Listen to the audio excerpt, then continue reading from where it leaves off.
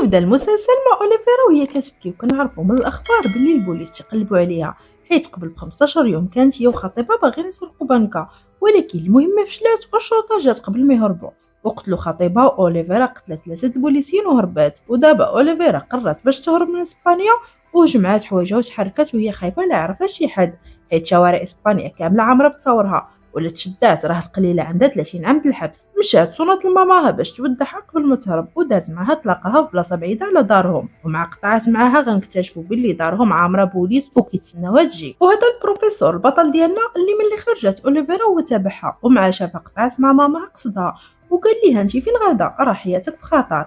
طلعي للطوموبيل راه كاين حل حسن ما تغسلي الماعن في باطو الصين. اوليفيرا تصدمات حيت هاد الخطه قالتها هي لماماها وشكات فيه باللي بوليسي، ومع طلعت جبدات عليه السلاح. بروفيسور خاف وحاول يهدنها وقال لها راه باغي غير نعاونك، هاكي شوفي تصاور، لما تيقتينيش راه داركم عامره بوليس وكيتسناو كيتباني ليهم. وجاها من الاخر وقال لها انا باغي ندير اكبر سرقه في التاريخ وبغيتيك تكوني في الفريق ديالي. اوليفيرا مع داكشي اللي وقع ليها رفضات، ولكن مع قال لها غنسرقوا 2 مليار و400 يورو وافقات. وهذه هي العصابه ديالنا. جمعهم البروفيسور في دار خارجه على المدينه وقال لهم غادي نسرقوا دار السكه، ولكن قبل غادي ندربوا على الخطه لمده ديال 5 شهور عاد نطبقوها. وحط لهم قواعد من بينها ممنوع عليهم يذكروا سميتهم الحقيقيه ولا يتعافوا مع بعضياتهم ولا تربطهم اي علاقه، حيت هذا الشيء اثر على العمليه. وقال لهم كل واحد يسمي راسو بسميه مدينه، واول واحد في العصابه سمى راسو برلين وهو مختص في سرقه المجوهرات. وثاني شخصيه هو موسكو وولدو دينفر، وهما معروفين باللي يقدروا يحلوا اي خزنه وزيد عليها واعرين بحفر الانفاق. وهذا ريو وهو الهاكر ديالهم ويقدر يخترق اي نظام امني كيف ما كان. وهادو التوأم هيلينسكي واوسلو معروفين بوضع الخطط وعندهم خبره في جميع الاسلحه حيت كانوا خدامين في الجيش. اما هذه نيروبي وهي اكبر مزوره الفلوس في اسبانيا، والبطله ديالنا اوليفيرا اللي سمات راسها طوكيو. اما البروفيسور فما عنده حتى شي سجل عند البوليس، حيت ملي كانت عنده 19 عام عمرو جدد لاكارت ديالو وشرط عليهم باللي ممنوع تصير نقطه دم في هذه العمليه، حيت كلشي غادي يهضر عليهم وبغى الناس تشوفهم ابطال، حيت غيسرقوا الدوله وماشي الشعب. جا نهار العمليه والعصابه ديالنا لبسات لبسه كامله حمراء وداروا قناع ديال الرسام المشهور دالي، وكان خاصهم يدخلوا اطنان ديال الاسلحه والادوات اللي يحتاجوا. كيفاش يديروا ليها؟ تحركوا لواحد الطريق وقطعوها اللي كانت ديما كدوز منها طوموبيل ديال دار السكه اللي كتنقل الاوراق اللي كيطبعوا فيها الفلوس. البوليس بدلوا الطريق ملي لقاوها مقطوعه وهما يلقاو العصابه كتسناهم، بغاو يطلبوا الدعم ولكن ريو اخترق الريزو في ديك المنطقه وقطع كاع الاتصالات وكتفوا البوليس اللي كانوا فيها وداروهم في الكفر، الا اللي كان صايق حيت هو اللي عيقد يدخلهم لدار السكه حيت كيعرفوه الحراس تما. بيرلين لبس لبسه د البوليس وطلع معاه الطوموبيل، جبد عليه سلاح وحطوا ليه في رجلو وهدو باللي لا قال ولا خلى الحراس يشكوا في شي حاجه يصفيها ليه. المهم صحابنا خطوتهم من شحات وداز كلشي مزيان وقدروا يدخلوا لدار السكه بلا ما يشك فيهم حد. اما طوكيو ونيروبي فكانوا على برا تيتسناو واحد الكار ديال المدرسه جاي لدار السكه باش يديروا بهم دويره فيها، وهذا الكار كانت فيه شخصيه مهمه ليهم من بعد نعرفوها شكون. ودابا مشاو لدار السكه. هذه مونيكا المساعده ديال مدير البنك اللي سميتو ارتورو، وكانت هي وياه في علاقه غير شرعيه وحملات منه، ولكن ارتورو ما بغاش هاد الولد ومونيكا تصدمات، ومع هي وياه تيتخاصموا. العصابه ديالنا دخلوا لدار السكه ومع حلوا الباب لقاوهم تيتسناوهم والقرطاس بدا تيتشاير في السماء، والحراس اللي تما استسلموا بزز منهم. نفس اللحظه طوكيو ونيروبي وهما داخلين لدار السكه اكتشفوا باللي عندهم فردي، ومع الحراس بغاو يديروا شي حركه طوكيو كانت سرع منهم وجبدات الرشاش وهداتهم به. العصابه ديالنا نجحوا في الاقتحام وسيطروا على كاع الرهائن وسدوا الباب دار السكه، وهادشي كامل كان مراقب البروفيسور من دارو بالكاميرات اللي اخترقوا. وهي تبان ليه اكثر شخصيه مهمه ليهم ما كايناش، وكانت بنت رئيس انجلترا اليسون وهي الورقه الرابحه ليهم مع البوليس. طلعت طوكيو تقلب عليها ولقاتها مع الصديق ديالو هبطاتهم مع الرهائن. برلين كان هو الرئيس ديالهم وهضر مع الرهائن وقال لهم سمحوا لينا على هادشي وما تخافوش ما كاينش اللي يأذيكم مادام ما درتوش علاش، واللي عنده شي دواء تياخذو ولا شي حاجه يقيدها لينا باش تجيبها ليه الشرطه حيت مازال مطولين هنا. دينفر جمع من عندهم كاع التليفونات ديالهم ومن بعد هبطوا با باش يفتحوا خزنه الفلوس، ومع فتحوها دينفر فرح وطلع فوق الفلوس. في هذا الوقت البروفيسور كان صيفط لهم جهاز سلكي من الصرف الصحي باش هكا يقدر يتواصل معاهم، وطفاو كاع التليفونات اللي خداو من عند الرهائن باش هكا البوليس ما يقدروش يتصنتوا عليهم وما يعرفوش شنو واقع لداخل. في هذا الوقت غنعرفوا باللي طوكيو وريو ناويين يتزوجوا، وكسروا اول قاعده حطها البروفيسور. دازت 20 دقيقه والبروفيسور اخترق الاتصالات ديال البوليس وكيتصنت عليهم، والعصابه ديالنا قادوا كاع امورهم وداروا الفلوس في الصاك وعطاهم البروفيسور الامر باش يطلقوا جهاز الانذار وينفذوا الخطه. وهنا نفهموا باللي البروفيسور ما عينوش في الفلوس اللي في الخزنه، عينوا في شي حاجه كبر لقدام ونعرفوها. المهم طلقوا الانذار ووقفوا بفلوسهم كيتسناو البوليس يجيو، وكانت هذه هي الخطه. يوهموا البوليس باللي كانوا باغيين يهربوا ولكن ما لقاوش كيفاش يديروا. المهم بعد 2 دقائق وصلوا البوليس وطوكيو تحمسات وخرجت قبل منهم وبقات كتيري. البوليس حتى هما بقاو تيضربوا وجات قرطاسه في ريو. طوكيو مع شافتو تضرب حقدات وضربات البوليس وكسرت القاعده الثانيه وسيلت الدم. حماو عليهم صحابهم وقدروا يدخلوا لدار السكه وسدوا عليهم.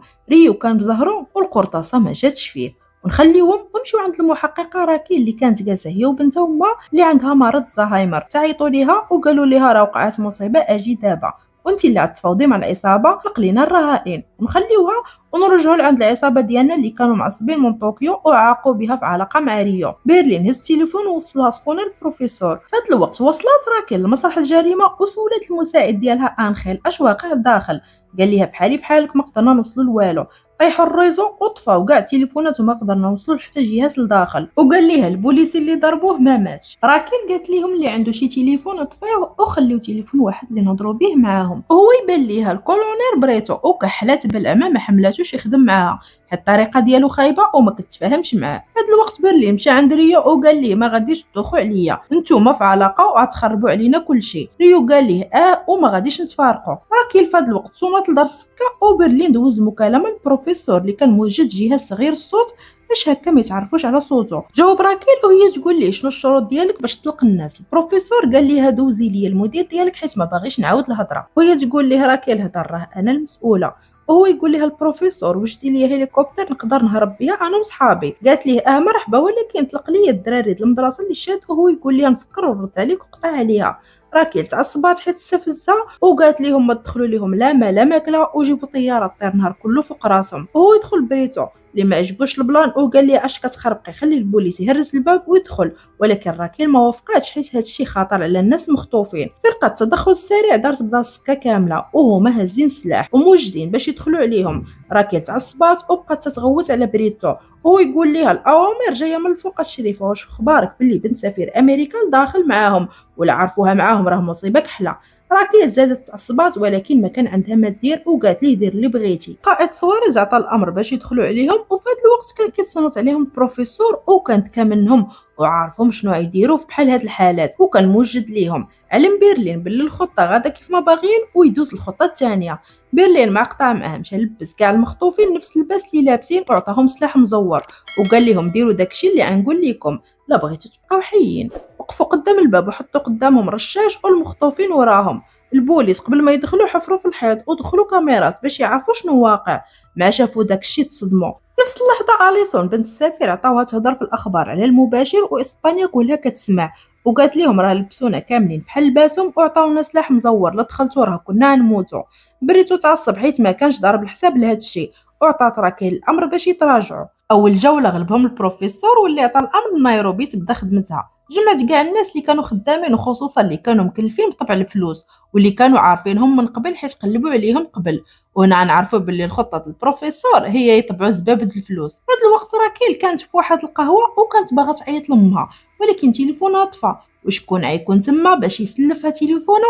اييه البروفيسور. صونات لما وقالت ليها انا ساليت الخدمه ومن بعد صونات المدير ديالها وقالت لي انا ما بقيتش نخدم في القضيه حيت مستحيل نتفاهم انا وبريتو وقطعات. شكرات البروفيسور. وفي هذا الوقت كانت راكيل طالعه في الاخبار وكيهضروا على القضيه وهو يقول ليها خدمتك صعيبه في بحال هاد الاوقات شنو كديروا؟ واش كتعطيو المجرمين داكشي اللي بغاو ولا كتدخلوا عليهم؟ راكيل قالت ليه تنعطيهم مهله وخلاتو مشات. طلع الصباح والعصابه ديالنا تيكونوا طبعوا 54 مليون يورو. فتحوا الباب وخرجوا مونيكا وكان معها برلين وربعه اخرين مقنعين وعطاوها ورقه تقراها وكان مكتوب فيها حنا 74 واحد مخطوف وكنا مزيان ولكن لا تدخلتوا كنا نموتوا. وفي هذا الوقت كان القناص مقنص على برلين ولكن انخيل قال القناص حبس حيت خافوا يكون واحد من المخطوفين. رجعوا لداخل وسدوا الباب وبرلين قال لارتورو وجوج اخرين تمشيو مع موسكو يوريكم كيفاش تحفروا نفق وغتبقاو تناوبوا كل 3 ساعات يهبطوا 3. وقال لي بقاو اللي خاصو شي حاجه واللي عنده شي مرض مزمن وخاصو شي دواء يقول لي وهي تنقز مونيكا. وقالت ليه بغيت دواء نطيح به الدري. بعتها اليسون وقالت ليه راه صوروني شي تصويره خايبه وحطوها في الانترنت وخاصني نمسحها ونشرح الوالديه باللي قولبوني. برلين ما وافقت حيت لاش على التليفون يوصلوا ليهم البوليس، ولكن قال ليها يمكن لك تسجلي فيديو تشرحي فيه لعائلتك. داها ريو وعطاها التليفون باش تصور فيديو وبدات تشرح لعائلتها، ولكن ما قدرش تكمل. وفي هذه اللحظه دخلت عليهم طوكيو وريو خدا اليسون التليفون وحطو حداها وقال لها ارتاحي ومن بعد تصوري، ومشى بقى كيهضر مع طوكيو. في هذا الوقت اليسون استغلت الفرصه وخدات التليفون وحيدات ليه الطياره ودخلت مسحت التصويره. وهو يطلع عند البوليس باللي تليفون خدم ومع اخترقوه البوليس وشعلوا الكاميرا. ريو شافها ومشى خدا ليا التليفون وهرسوا، ولكن قبل كانوا البوليس خداو ليه التصويره. ونخليهم ومشيو عند ارتورو ومارك وهما كيحفروا لقاو متفجرات وفهموا باللي العصابه تاخذ الفلوس وتفرقعهم كاملين. في هذا الوقت راكيل كانت رجعت الخدمه حيت المدير ديالها اتصل بها وقال لها انت اللي غتعرفي تفاوضي معاهم. مع وصلت قال لها انخيل قدرنا نوصل لواحد من العصابه ولقينا باللي تتقلب عليه الانتربول حيت اخترق جهات حساسه بزاف. راكيل صدقات ذكيه وقالت ليه رجع لي الكاميرا ديال دار السكه قبل العمليه، ضروري يكونوا جاو باش يكتشفوا المكان. وفعلا رجعوا لقاو ريو ومعه طوكيو. وفي هذا الوقت البروفيسور عيط لراكيل فرحان وقال ليها شي ناس بغاو دواء القلب وشي دوايات اخرى ديريهم في ميكا كتبين ودخليهم لينا. وهي تصدموا راكيل وقالت ليه راه تعرفنا على جوج منكم ولا سلمتوا راسكم كنوعدك نخفوا عليكم الحكم. وقطعت عليه. البروفيسور تعصب وصلنا لبرلين وقال ليه شوف لي هاد القضيه شي حد عنده تليفون. في هذا الوقت كان ارتورو كيمثل باللي عيا وما بقاش قادر يحفر، ومع طلعوا موسكو يرتاح مشى عند مونيكا وقال لها نخرجوا من هنا ونتزوجوا، ولكن باش نخرجوا خاص تعاونيني. في المكتب اللي فيه الناس المريضه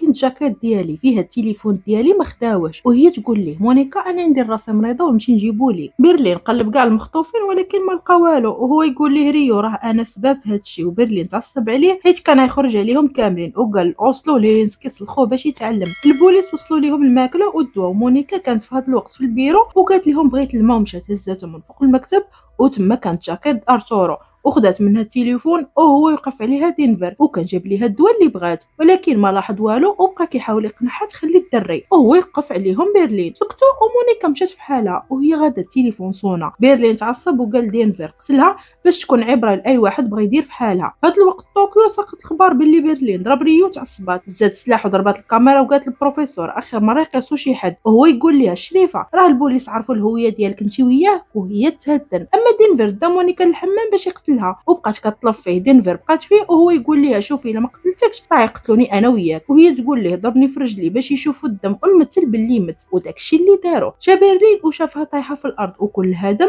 وجاب لي الله باللي ماتت، ومن بعد داها دينفر وخباها في الخزنه د الفلوس. ونخليهم ومشيو عند راكيل اللي كانت في هذا الوقت صونات البروفيسور وقالت ليه راه مده التفاوض سالات واحسن لكم تسلموا راسكم. وهو يقول لها البروفيسور باللي خاصو سفينه معينه في الميناء باش تنقلوه هو وصحابو برا البلاد، وقال لها باللي دار السكه كلها قنبول الا تشدو غيفرقع كل شيء. مع قطع معها صونات ليه ماما راكيل حيت عيات تصوني لبنتها وما جاوبتهاش، وكانت اخر نمره صونات بها راكيل لما هي البروفيسور.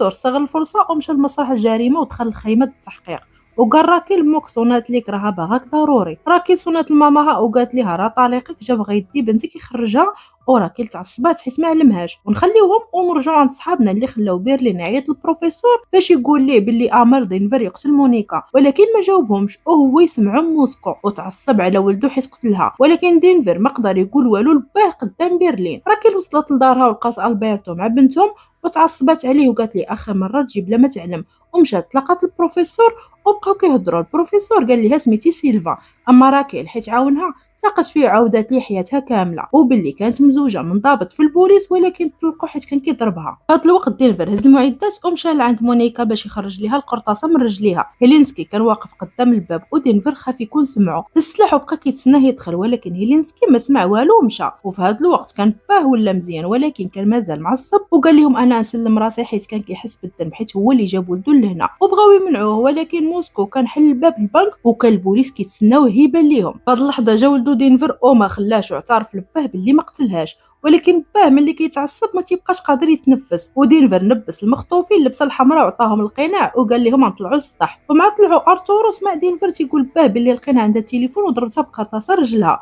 ارطورو تعصب وبقى كيغوت. فهاد اللحظه دينفر كان ذكي وقال باه كاع دير راسك باللي راك راهينه، راه كاين شحال من قناص منيش علينا دابا. وفعلا هضرته كانت صحيحه، البوليس عند بالهم باللي ارطورو واحد من العصابه وضربوه وجاتو القرطاسه لكتفو ومع طاح تحيد ليه القناع والبوليس تصدموا. اسبانيا كلها عرفاتهم، ضربوا المدير ديال دار السكه ورجعوا لداخل وجابوا المعدات باش يديروا ليه الاسعافات الاوليه، حيت البروفيسور كان ضارب الحساب وعلمهم كيفاش يديروا. في هذا الوقت الخبر انتشر في الصحافه والبوليس تشوهوا.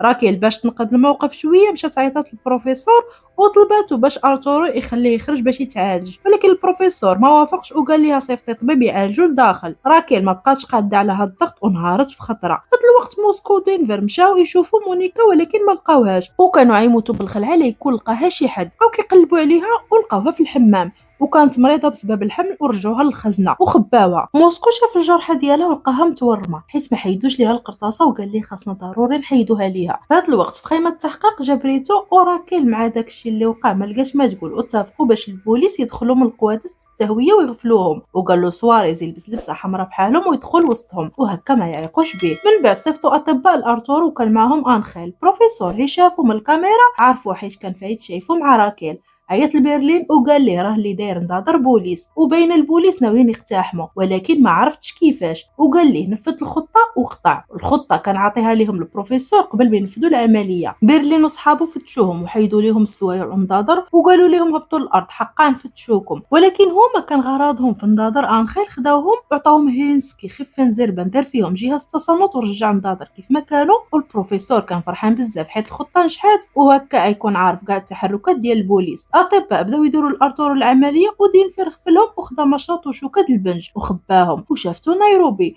ولكن ما قالت والو تبعاتو وهي تكتشف السر ديالو باللي مونيكا مازال حيه. نيروبي قررت تسكت وعاوناتو وحيدوا لمونيكا القرطاسه من رجلها. في نفس اللحظه سواريز ومجموعته كانوا في القوادس ديال التهويه لابسين نفس اللبسه ديال العصابه ديالنا وكانت راكيل معاهم على الخط. حتى واحد اللحظه فقدت الاتصال بهم، وفي هذا الوقت انخيل واطباء سالوا العمليه لارتورو وهما خارجين. انخيل لاحظ باللي العصابه بدلوا الماسك ومشات يجري على راكيل باش تحبس الاقتحام حيت يتفرشوا. راكيل علمات سواريز وتراجعوا كان كلشي مصدوم من العبقريه ديال البروفيسور ونخليوهم ونمشيو عند طوكيو اللي خلات برلين بزز منه يصوني البروفيسور ويقول ليه باللي قتلوا مونيكا. البروفيسور يسمعها بقى كيغوت، وبرلين في هذا الوقت دق واحد الشوكه وهنا اكتشفوا باللي عنده مرض خطير وعايش هي بالدواء. على غدا راكيل مشات لخيمه التحقيق وكانت متوتره بزاف، حطوا خطه باش يخرجوا الرهائن. راكيل صونت البروفيسور وقالت ليه راه ما نقدرش نجيب لك داك القارب اللي طلبتيه حيت خاص بزاف ديال الاجراءات ومازال ما سالات. البروفيسور جاتو من جناتي والناس حيت شحال ما تعطلوا يطبعوا فلوس كثر،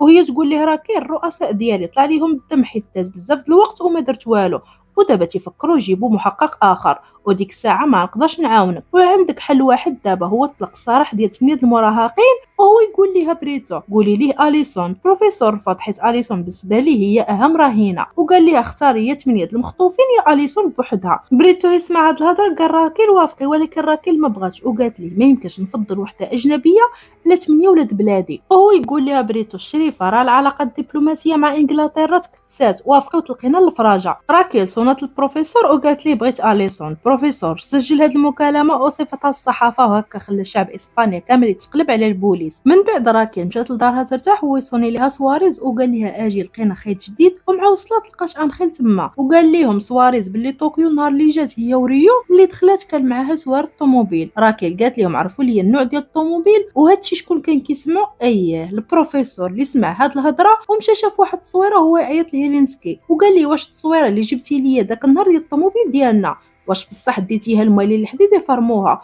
هو يقول لي هيلينسكي لا. بروفيسور تعصب وقال لي قول لي على الاقل راك مسحتي البصمات ديالنا، ومع قال لي هيلينسكي لا قطع عليه ومشى تيجري الفوريان. نقز من فوق الكرياش شافوا الحارس والبروفيسور عطاها الجرة وتخبى في واحد الطوموبيل. الحارس عاقبه وتبرقل به مزيان، جاب واحد الاله وبقى كيلعب بالطوموبيل وهو وسطها في السماء. من بعد هبطوا وهو يقول ليه البروفيسور مالك انا راه بغيت نشري واحد الطوموبيل من عندك. الحارس وافق ولكن البروفيسور ما كانش هاز معاه الفلوس وهو يقول ليه الحارس عندك 5 ثواني باش تهرب قبل ما نطلق عليك الكلب. والبروفيسور شدها جريه وحده للمصنع، وملي وصل عرف باللي البوليس عرفوا نوع الطوموبيل وسمع راكيل تعطيهم الامر باش يقلبوا عليها في كاع الفوريانات. البروفيسور ما بقى عنده ما يخسر وعاود دخل الفوريان، وهاد المره ما شافوش الحارس ولقى الطوموبيل وكان تبع البرودوي ومسح كاع البصمات اللي فيها وحط في الطوموبيل الصدفه ديال برلين، وكان دار هكا باش يعاقبو حيت قتل مونيكا. بروفيسور من ظهروا مع سنه جاو البوليس، خرج بالزربه من الطوموبيل وراكيل مع طلع الطوموبيل شمات الريحه ديال البرودوي قاصحه ولقات الصدفه وعطاتها لانخيل وقالت ليه ديها يديروا ليها تحليل حمض النووي. مشاو سولوا الحارس اللي كان مكلف بالفوريان وهو يقول لهم يلاه جا واحد الراجل بغى يشري هاد الطوموبيل. راكيل شافت القرعه البرودوي وعرفات باللي اللي مسح البصمات مازال هنا، مشات تجري باش تشدو، ولكن البروفيسور في ديك الساعه دار راسو فحال شي هبيل وطلع راسو كامل بالوسخ. واخا شافو البوليسي اللي كان مع راكيل ما شكش فيه وخلاه يمشي. اما راكيل في هاد الوقت اسبانيا كامله تقلبات عليها ودايرين مظاهره باش راكيل تعاقب وتخرج من القضيه. راكيل سمعت هادشي تعصبات ومشات عند بريتو بقات كتغوت عليه وقالت ليه انت السبب في كل شيء. هو يقول ليها تهدني غدا ملي تشدي العصابه كلشي يصفق لك ونخليوهم ونرجعوا شويه اللور وبالضبط قبل العمليه.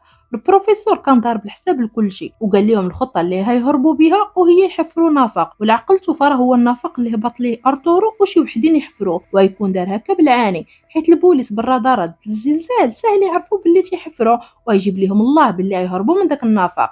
اما النفق لا يهربوا منه بصح فراه صنعوه هذه 5 سنين وغادي يخرجهم نيشان المستودع عنده، ودابا خاصهم يتقبوا الارض الخزنه اللي غتخرجهم النفق، ولكن مصنوع من الفولاذ وما يمكنش ليهم يحفروا. وشنو غيديروا؟ عيدوبوه ومن بعد ملي يوصلوا للتراب يكملوا الحفير عادي. وهاد المهمه تكون ديال موسكو اللي قال لهم هاد المهمه فيها الخدمه وخاصها 12 يوم. ونرجعوا دابا للحاضر عند راكيل اللي جاتها الخبر من قسم البصمات وقالوا ليها الطوموبيل ما لقينا فيها حتى بصمه، وهي تقول كلشي خرجوا وبقات هي وانخيل وبريتو وقالت لهم ما لاحظتوش البروفيسور ديما سابقنا بخطوه؟ انا شاكه باللي كاين شي جاسوس بيناتنا. البروفيسور كان فرحان بهادشي اللي واقع حيت هادشي اللي كان باغي يتلهاو في بعضياتهم. وصل تقرير الحمض النووي ديال الصدفه وعرفوه ديال برلين، وهكا وصلوا 3 الناس من العصابه وكان عند بالهم باللي برلين هو البروفيسور. خرجوا كاع الجرائم ديالو الراي العام وزادوا من عندهم باللي تيتاجر بالنساء باش هكا الناس تكرهو. اما برلين في هذا الوقت كان هو وصحابنا محتفلين بواحد الراجل سميتو توريس حيت طبع عليهم 311 مليون يورو، وهي تنقز وحده من المخطوفين وكان سميتها ماري وقالت لبرلين بغيت نهضر معاك ضروري. جاو المكتب وهي تسولو على صاحبتها سيلفيا وهي تعرف باللي برلين كتفا وسد عليها في مكتب اخر.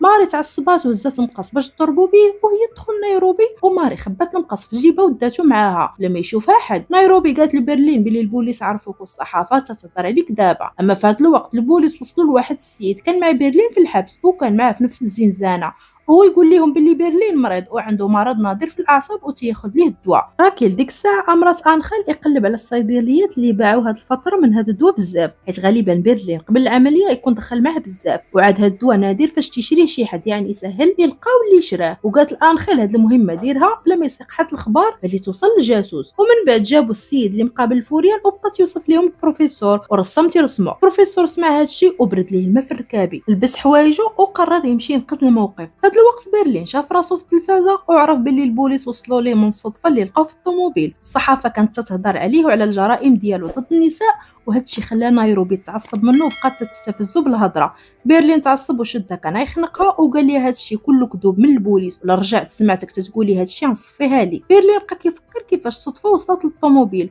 ويتفكر باللي في واحد الليله دينفر كان لابس المونطو ديالو وناعس في الطوموبيل وفهم باللي يكون ديك الليله طاحت تما الصدفه. تعصب على دينفر ومشى يقلب عليه باش ينتقم منه. اما البروفيسور في هذا الوقت بانت ليه الطوموبيل البوليس خاويه ولبس الليغو باش ما يبقاوش البصمات ديالو في الطوموبيل.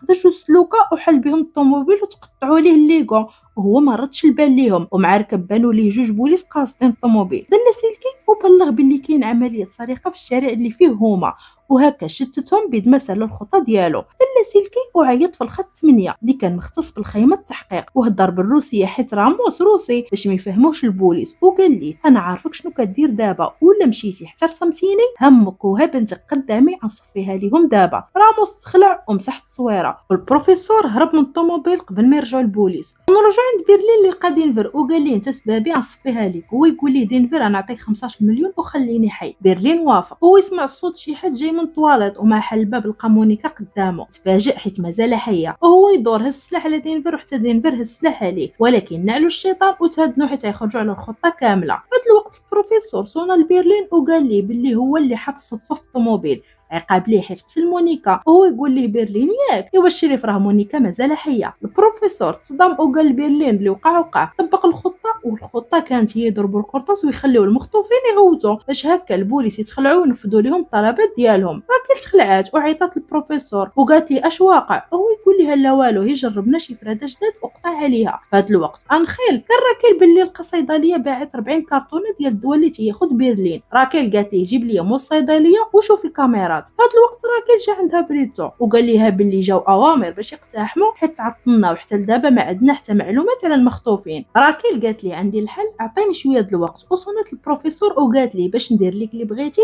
عندي شرط ندخل البنك ونطمئن باللي المخطوفين كاملين مزيان. البروفيسور وافق، ومع دخلت قلبوها ولقاو عندها جهاز تصنت عطاوه للريو باش يشوش عليه وهو يشوف ريو سميتو على الميكروفون ودارو في جيبو. راكل شافت كاع المخطوفين وتاكدت بلي كلهم بخير، ومن بعد قالت لهم بغيت نشوف البوليس اللي احتاج السوق، ووافقوا وطمنات عليهم وطلبت تشوف اليسون. في هذا الوقت اليسون قالت نيروبي بغيت نمشي للطواليت وتسلات ليها ومشات تخبات في الخزنه ديال الفلوس وعياهم يقلبوا عليها والو. البروفيسور شافها من الكاميرا ويلا يعيط ليهم يقولها ليهم وهو يبان ليه انخيل قدام باب دارو جا عنده. البروفيسور حل عليه ودخلو، واخا كان مخلوع ولكن ما بينش ليه، بقى واقف ليه على راسو.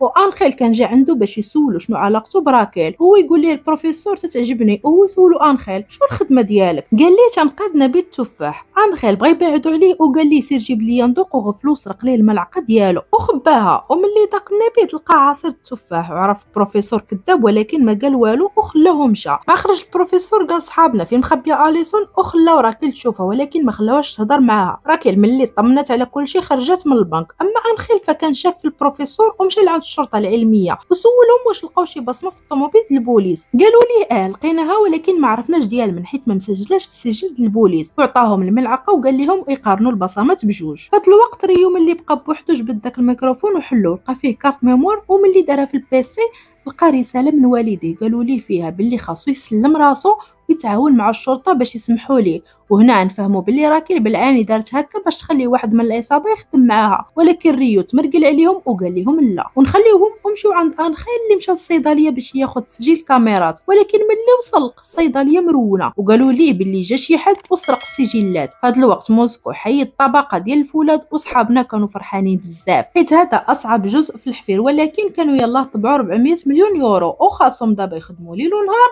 باش يطبعوا 2 مليار يورو باش يخرجوا في حالهم. في هذا الوقت ارتورو تلاقى واحد من البوليس اللي كان حتى هو في الحمام وبقى يهضر معاه. ارتورو من تحت الباب وعطاه الخطه اللي يهربوا بها.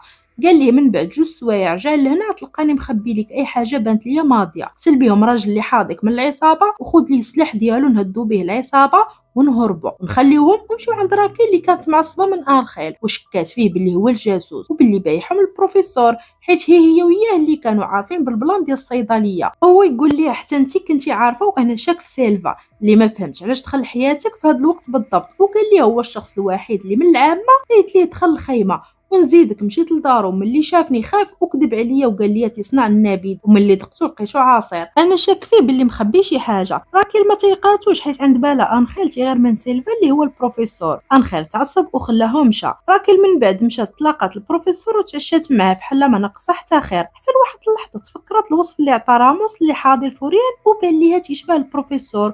ومع الهضره اللي قال انخيل زات الفردي وقالت ليه يلا نمشيو لدارك خاصني نفتشها. ولكن البروفيسور بحال ديما فايته بخطوه داها لدار اخرى وكان قادهم قاد حتى نبيذ التفاح وما خلى ليها فين تشك. راكيل تيقاتو واعتذرت منه. في هذا الوقت انخيل كان سايق الطوموبيل وهو شارب، اتصلوا به من الجنايات وقالوا ليه بلي البصمات بجوج مطابقين. فرح حيت الشك ديالو طلع صحيح وصلنا لراكيل باش يقولها ليها ولكن ما جاوباتوش وهو يخلي ليها رساله في التليفون ما.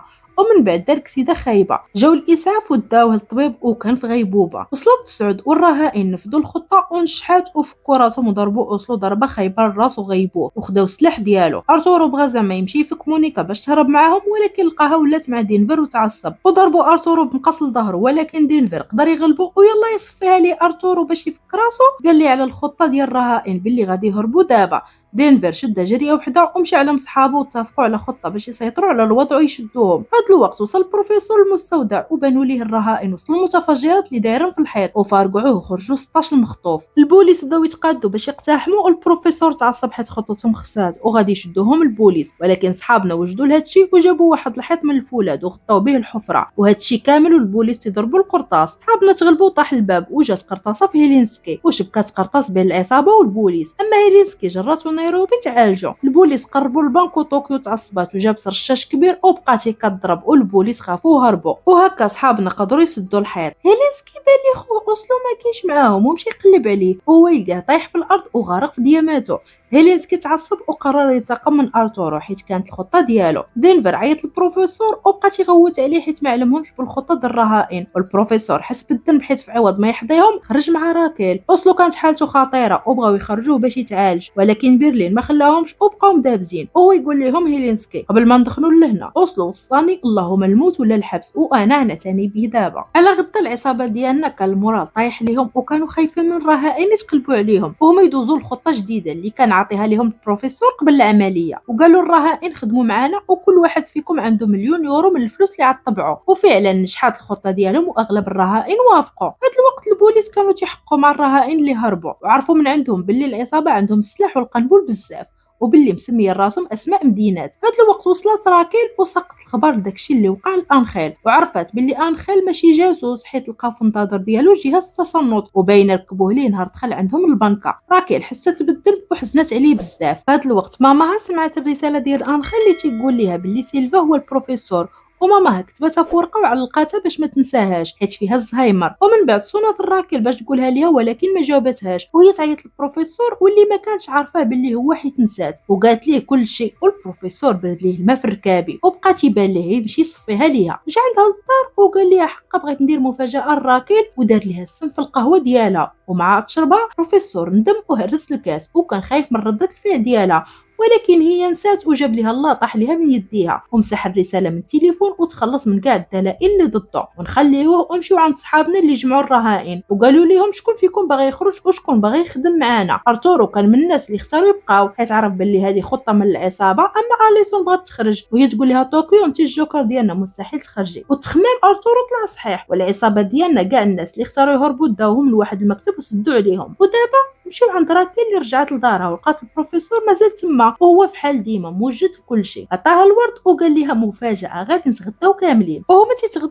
راكيل بقات كتفكر كيفاش الخطه ديال العصابه مدروسه وهي تفهم البلان وعرفات باللي كانوا في شي دار تيدربوا قبل العمليه. عيطات ليهم في الخيمه التحقيق وقالت لهم قلبوا على دار خاويه في الريف قريبه للصيدليه اللي شراو منها الدواء. ديك الساعه قلبوا وعيط لها سواريز وقال لها باللي كاين دار بهاد المواصفات اللي قالت. راكيل قالت ليه جمع رجالك ونتلاقاو تما. راكيل حيت كانت واخده مهدئه ما كانتش قادة تسوق وقالت البروفيسور وصلني. البروفيسور كان خايف ولكن ما بينش ليها.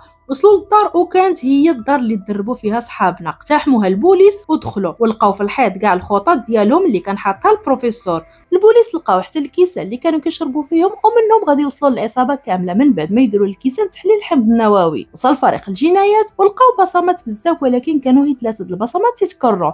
وراكيل هادشي دخل ليها الشك، وهنا اكتشفوا باللي البروفيسور كان عارفوا ما يوصلوا للدار، جا قبل منهم بيومين ومسح الدار كامله من كاع البصمات وحط غير بصمات طوكيو وريو وبرلين اللي اصلا كانوا معروفين عند البوليس. ونرجعوا دابا عند راكيل اللي قالت لسواريز يستدعي البرتو الطليق ديالها حيت كان واعر في التحليل الجنائي. من بعد الصحافه سقط الخبر باللي البوليس لقاو الدار اللي كانت فيها العصابه وجات تغطي الخبر. وفي هذا الوقت البروفيسور مشى عند راكيل وقال لها عندي شي خدمه خاصني نرجع لمدريد، وهي تقول ليه راكيل تسنى شويه راه كاين شي حد يرجع لمدريد وسير معاه. البروفيسور خاف تشك فيه الى حكر ووافق. ونرجعوا دابا عند صحابنا اللي كانوا كلهم في المكتب وما عارفين شنو غيديروا حيت عياو ما يصونوا على البروفيسور وما جاوبهمش وكانوا متوترين حيت البروفيسور قبل العمليه كان متفق معاهم كل 6 سوايع يصونيو ليه وهذه 3 مرات يصونيو ليه والو. برلين حاول يطمنهم وقال لهم البروفيسور ذكي وصعيب البوليس وصلوا ليه ودابا غالبا غيكون كيقاد شي خطه حيت خرجوا بزاف د الاحداث ليه من الجنب. ولكن العصابه ديالنا اللي وترهم كثر هو البروفيسور قال لهم قبل العمليه الا داز 24 ساعه وما جاوبتكمش عرفوا باللي البوليس شدوني، وديك الساعه لغوا العمليه وهربوا. وغادي نفهموا باللي حتى واحد ما عارف كيفاش يهربوا. وهما يسولوا برلين اللي قال لهم الخطه عارفها هي انا والبروفيسور وحطيناها بنهار قبل العمليه ورفض يقولها لهم. ودابا نرجعوا للور نهار قبل العمليه. البروفيسور وبرلين جالسين كيتعشاو وشاركوا كاع الذكريات ديالهم بجوج. وهنا نعرفوا بلي البروفيسور وبرلين خوت، والخطه اللي عطاها البروفيسور الا تشد هي يديروا الفلوس في منطاد ويطيروها فوق دار السكه، ومن بعد يشتوا الفلوس والناس تلاها مع جميع الفلوس، وديك الساعه يهربوا ومع الزحام ما يرد لهم حد البال ويهربوا من البوليس. ومن بعد البروفيسور حرق كاع تصاورو وتصاور عائلته باش لو وصلت الشرطه للدار ما يلقاو والو. ودابا نرجعوا للحاضر، حابنا طبعوا بزاف الفلوس ونقلوها للخزنه اللي فيها النفق. دينفر قال لباه موسكو بلي ناوي يتزوج بمونيكا ملي يخرجوا من هنا، ولكن باه قال لي راهي كتكذب عليك، واش وحده فحال هذه كتبغي تزوج بمجرم. وكملت عليه نيروبي وقالت لي هي عندها متلازمه ستوكهولم، وهاد المتلازمه تتخلي الضحيه تبغي المجرم. دينفر من بعد ما سمع هادشي تأزم وما بقاش كيتعامل مع مونيكا مزيان. فهاد الوقت صحابنا كانوا مشعلين التلفازه وهما يعرفوا بلي البوليس وصلوا للدار اللي كانوا فيها، وزادوا تصدموا ملي شافوا البروفيسور تما، وقالوا لبرلين باينه البروفيسور تشد قول لينا الخطه الهروب وخلينا نخرجوا من هنا. ولكن برلين رفض حيت الخطه تخليهم يخرجوا 0 درهم، وقال لهم غنتسنى الا ما جاوبنيش في التعييطه الرابعه. وداز 24 ساعه، ديك الساعه غندوز لخطه الهروب. وبقاو مناقشين شي رافض وشي موافق، دازوا للتصويت والاغلبيه صوتوا باش يبقاو. وفي هذا الوقت وصل البرتو وشكر راكيل حيت خلاتو يشارك معاهم في التحقيق. دخل الدار وقلب كاع داكشي اللي جمعوا المحققين، وهو يقول راكيل هادشي كامل ما عنده باش يفيدنا، باينه اللي حط هادشي حطو عن قصد باش يشتتنا. وقال ليها باللي انخيل هو اللي يوصلنا ليهم حيت المعلق اللي جاب لينا البصمه ديالها مطابقه البصمه اللي لقينا في الطوموبيل واللي ما لقينا ليها حتى شي سجل عندنا. وهو تبان ليه واحد المدفأة وقال ليها لا كان عندنا شي زهر راه المدفأة فاش كتحرق فيها الوراق الداخل ديالها تيوحلوا الفتافيت الصغار من الوراق حيت الدخان كيساعدهم ما يتحرقوش. وفعلا ملي قلبوا لقى جزء صغير من التصويره وخداها باش يدير ليها التحليل الحمض النووي. فهاد اللحظه البروفيسور كان على برا وكان متوتر حيت تعطل على صحابه. مع دخل عند راكيل يقول ليها باللي تعطل وخاصو يمشي لقى البرتو وصل جزء من التصويره وبرد ليه الماء في الركابي. البرتو قال ليه انا اصلا دابا ساليت وغادي لمدريد يلا نوصلك معايا. بروفيسور فرح حيت جاتو الفرصه يتخلص من الدليل وقال ليه موافق ومشى معاه. وهما في الطريق البروفيسور قال ليه بغيت نمشي للطواليت، ومشى مور واحد السور اللي لقى حداه طروه الزبل وبقى تيقلب فيهم حتى لقى جورنال وخدا طرف صغيور منه وشعل العافيه فيه، وملي ولا كحل طفى العافيه. في هذا الوقت البرتو شاف البروفيسور تعطل وهبط يشوف مالو، وهو يلقاه واقف بحال ما كاين والو. رجعوا للطوموبيل وكملوا طريقهم، ولكن هاد المره البروفيسور بقى كيستفزو في الهضره وتيقول ليه علاش كنتي كضرب راكيل. البرتو تعصب وحبس الطوموبيل وبغى يضربو، ولكن البروفيسور كان مدرب على مهاره في التيكواندو، الا دارها لي كتغيب في البلاصه، ومع دارها الالبرتو طاح غيب ومشى بدل طرف التصويره اللي لقاو في الدار بالطرف اللي حرق من الجورنال. في هذا الوقت طوكيو وريو ودينفر فقدوا الاعصاب ديالهم ومشاو هجموا على برلين وكتفوه وبداو يهرسوا في الدواء ديالو باش يقول لهم على الخطه، ولكن برلين رفض. طوكيو تعصبات ودارت معاه المقامره الروسيه واللي هي دارت قرطاسه وحده في الفردي وبدات تتيري في برلين. ومن زاروا الضربات بربعه كانوا خاويين. برلين بقى ثابت على الموقف ديالو وطوكيو قررت تصفيها ليه، وهي تجي نيروبي وقالت لطوكيو حبسي هادشي اللي كديري راه تضيعي كلشي. مع طوكيو قالت ليها لا جا موسكو وهرسوا الباب ودخلوا وقدروا يهدنوا طوكيو. في هذا الوقت هيلينسكي شاف خوه كيتعذب وما يقدرش يهرب معاهم، وهو يقرر هيلينسكي يصفيها ليه. في الاول كان متردد ولكن في الاخر خنقه بوساده حتى مات في مشهد صادم. اما دابا مشيو عند البرتو اللي فاق البروفيسور دار فيها ظريف وقال ليه اسمح لي ما قصدتش، ولكن البرتو كان معصب بزاف وقرر يشدو بتهمه التعدي على ضابط شرطه تاع الكوميساريه ودار ليه محضر. البروفيسور وهو تيتسنى شنو يديروا معاه كان ميت بالخلاع حيت لا مشى حتى بصم البصمه ديالو تسجل عندهم ويعرفوا باللي هو البروفيسور. مشى للحمام ودار جوج صابونات في تقشيرته وبقى كيضرب في صدره، ومن بعد مشى صون الراكيل وعاود ليها كلشي. ونخليوهم ومشيو عند برلين اللي قرر ينتقم من طوكيو وشدها هيلينسكي وربطها فوق الباياص ولاحوها للبوليس. البوليس كانوا مصدومين حيت العصابه خرجت لهم واحد منهم، ومع قربوا ليها يشدوها بريتو قال لهم بعدوا عليها يقدر يكون هذا شي فخ وهزه معها متفجرات. طوكيو مع بانوا ليها بعاد عليها حاولت تهرب، ولكن البوليس شدوها وداوها لخيمه التحقيق باش يحقوا معاها. اما لداخل برلين جمعهم وقال لهم ما بقى والو المهمه غادي تسالي وشكرهم. وهو ينوض ريو بقى كيغوت عليهم وقال لهم انا ما متفقش على هادشي اللي درتيه لطوكيو، وقال لي انا غادي نسلم راسي. برلين وافق وقال لي اجي نسلم عليك قبل ما تخرج، ودق ليه مخدر وريو في البلاصه غيب. في هذا الوقت راكيل وصلت لخيمه التحقيق وبدات كتستجوب طوكيو وقالت ليها لا بغيتي نعاونك تاخدي التخفيف عطيني السميات الحقيقيه ديال البروفيسور واسماء العصابه اللي بقاو. ومن بعد راكيل تحركت عند البروفيسور ومع وصلت البروفيسور دار فيها بطل وقال ليها البرتو شدني حيت دافعت عليك وضربته حيت كان كيضربك. راكيل عجبها الحال حيت ضربو، ومن بعد شافت الضربات على الجسد ديالو ومشات عند البرتو وقالت ليه الا ما حيدتيش المحضر وخليتيه يمشي انا اللي غادي نتهمك باللي ضربتي مواطن. البرتو استغرب وقال ليها الشريفه اش كتخربقي راني ما ضربتوش. راكيل ما تيقاتوش وخلاتو بزز منه يتنازل على المحضر وشدات المحضر قطعاتو قدام كلشي ومشات هي والبروفيسور. هاد الوقت كان ريو فاق وكان معصب من برلين وهو يمشي عند الرهائن وقال لهم باللي برلين ساد على الرهائن اللي قالوا باغيين يخرجوا وباللي برلين كيضحك عليهم وما غادي يعطيهم حتى ريال. جا برلين وحاول يهدنو ولكن ريو ما فاكش، هز عليه السلاح وبقى كيغوت عليه وهو يجيه من اللور هيلينسكي وضربو طيحو. من بعد هبطوه لتحت باش يصفيوها ليه، ولكن نيروبي ودينفر وصلوا في اخر لحظه وقالوا لبرلين لا قتلتي غنقتلوك حتى حنا. فهاد اللحظه سمعوا التليفون تيصوني وفرحوا حيت عرفوا البروفيسور ما تشدش وبرلين قرر ما يقتلش ريو. نخليهم ومشيو عند راكيل اللي رجعت عند طوكيو وعيات ما تستجوب فيها والو، وهي تسول طوكيو واش وافقتي على العرض اللي عطيتك، وهي تقول لها طوكيو لا. وديك الساعه راكل عطات امر باش يديوها للحبس. طوكيو ملي سمعت الحبس حسات بلي البروفيسور تخلى عليها وهي تقول راكل البروفيسور سميتو سيرجيو. الفكره ديال السرقه كانت الفكره ديال باه. في نفس اللحظه البروفيسور صونا لخيمه التحقيق وهي تجاوبو راكل وقالت ليه اهلا سيرجيو دابا عرفت سميتك وقريب نوصل ليك. طوكيو ملي سمعتهم تيهضروا مع البروفيسور عرفات بلي تسرعات والبروفيسور ما تشدش. طوكيو بدلات الخطه وقالت راكل انا خرجتني العصابه باش نوصل لكم رساله مهمه.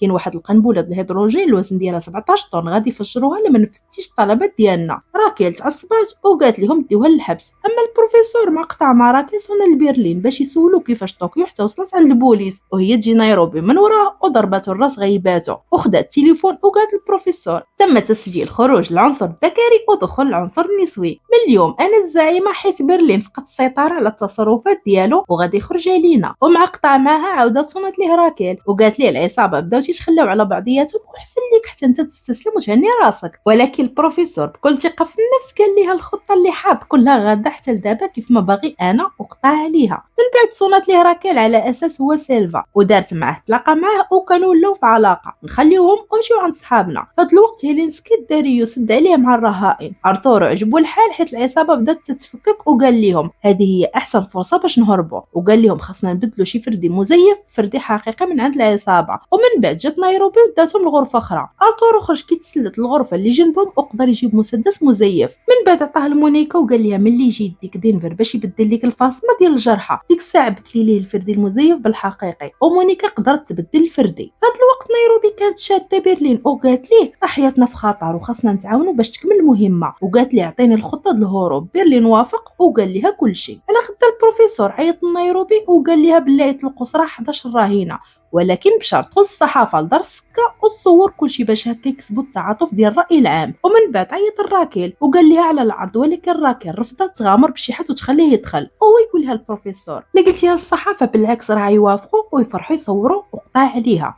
وفي هذا الوقت راكيل جاتها خطه باش تطيح البروفيسور وقالت لهم الا نشرنا اشاعه باللي انخيل فاق البروفيسور بزز منه يخرج من المخبأ ديالو وغيبغي يصفيها ليه حيت انخيل بوحدو اللي عارف الهويه ديالو. بالاول حتى واحد ما قنعته الفكره ولكن مع اصرار راكيل وافقوا. داروا بوليسي في بلاصه انخيل وانخيل داوه لبلاصه اخرى ودوروا الطبيب كامل بالبوليس واستعدوا باش ملي بان لهم شي حد دخل الغرفه 119 يشدوه. ونخليوهم ومشيو عند راكيل. وافقت باش وحده من الصحافه تدخل عندهم واستقبلها برلين اللي بقات يطلب من الناس يسمحوا لهم على هذا الخوف اللي خلاهم يعيشوه وقال لهم حنا ناس بسيطه بحالنا بحالكم ودرنا هذا الشيء باش نقدروا نعيشوا عائلاتنا ونقضوهم من الفقر ودابا ندمنا حيت درنا هذا الشيء. وقال لهم باللي هو مريض بمرض نادر وما بقى ليه والو يموت وبقى كيبكي. وحتى من الصحفيه تاثرت معه وبقات كتبكي. البروفيسور في هذا الوقت مشى للطبيب وهو لابس لبسه مهرج وشعره ليموني وجاب معاه بزاف د المهرجين وقال لهم راه كاينه حفله الدراري الصغار ودار هكا باش يتلف وسطهم. البروفيسور كان هاز واحد المونيكا صغيره عطاها لواحد الدري وصيفطو لبيت انخيل. الدري ما فتح الباب البروفيسور شاف في الكاميرا باللي البوليس هازين سلاح وهما يسولوا الدري شكون عطاك ديك المونيكا وهو يقول لهم واحد المهرج شعره ليموني ومشاو تيجروا باش يشدوه ولكن البروفيسور كان هرب من تماك. ونخليوه ومشاو عند ارتورو والرهائن اللي قرروا ينفذوا الخطه ويمشيو يفتحوا الباب ويهربوا. دينفر حاول يمنعهم ولكن لقى الكابوس ديالو مزيف وارتورو شد دينفر وتبسو بالسلاح. في هذا الوقت كانت نيروبي برلين جابوا عندهم ريو وقالوا ليه بالله يسمحوا ليه وبغاو يرجع معاهم في العصابه، وقالوا ليه باللي البروفيسور قال لهم بالله ينقضوا طوكيو. ريو يسمع هادشي وهو يقول لهم راه الرهائن باغيين يهربوا، ومشى تيجري البيسي ديالو وطيح السيستم ديال الباب باش ما يتفتحش. الخطه ديال ارتورو فشلات وقال لهم يا تفتحوا الباب يا نصفيها لدينفر. مونيكا ما بغاتش دينفر يموت وهي تهز واحد العصا وضربات بها ارتورو طيحاتو غيباتو، وباش ينتقموا من ارتورو خدا هيلينسكي ولصق ليه متفجرات وقال ليه مازال ما نسيت شنو درتي في خويا، لا تحركتي ولا درتي شي حاجه غنفجرك. برلين استغل المنظر ديال ارتورو وهدد الرهائن اللي بقاو وقال لهم لما بغيتوش تكونوا في بلاصتو غتخدموا وتطبعوا الفلوس ليل ونهار بلا هضره، ووافقوا حيت ما كان عندهم حتى حل. خليوهم ومشيو عند راكيل اللي تلاقات البروفيسور وهي تبان ليها شعره ليمونيه في حوايجو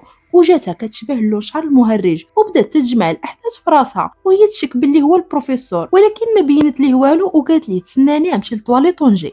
مع دخلت للطواليط بقات كتبكي حيت حباتو وعيطات لالبرتو قالت ليه واش بصح ضربتيه داك النهار. البرتو قال ليها لا، هو اللي بقى كيستفزني ومن بعد دار لي شي حركه غيبت وما عقلت على والو. راكين ديك الساعه تاكدت باللي هو البروفيسور، وحتى البرتو شك باللي هو البروفيسور ومشى عند المساعده ديالو وقال ليها خدي البصمات من الكرسي اللي في جنبي في الطوموبيل وقارنيهم مع البصمات اللي في الملق اللي جاب لينا انخيل. وفعلا صدقات نفس البصمه. اما راكين مع قطعت مع البرتو مشات عند البروفيسور ودارت ليه المينوط وداتو لدارو وعلقاتو فيها وقالت ليه دابا لا قتلتك راه ما كاينش اللي يلومني حيت ما عندك حتى شي سجل في الدوله. وهو يقول ليها البروفيسور باللي بغاها بصح وهذه هي الحاجه الوحيده اللي ما كانش مخطط ليها في هذه العمليه.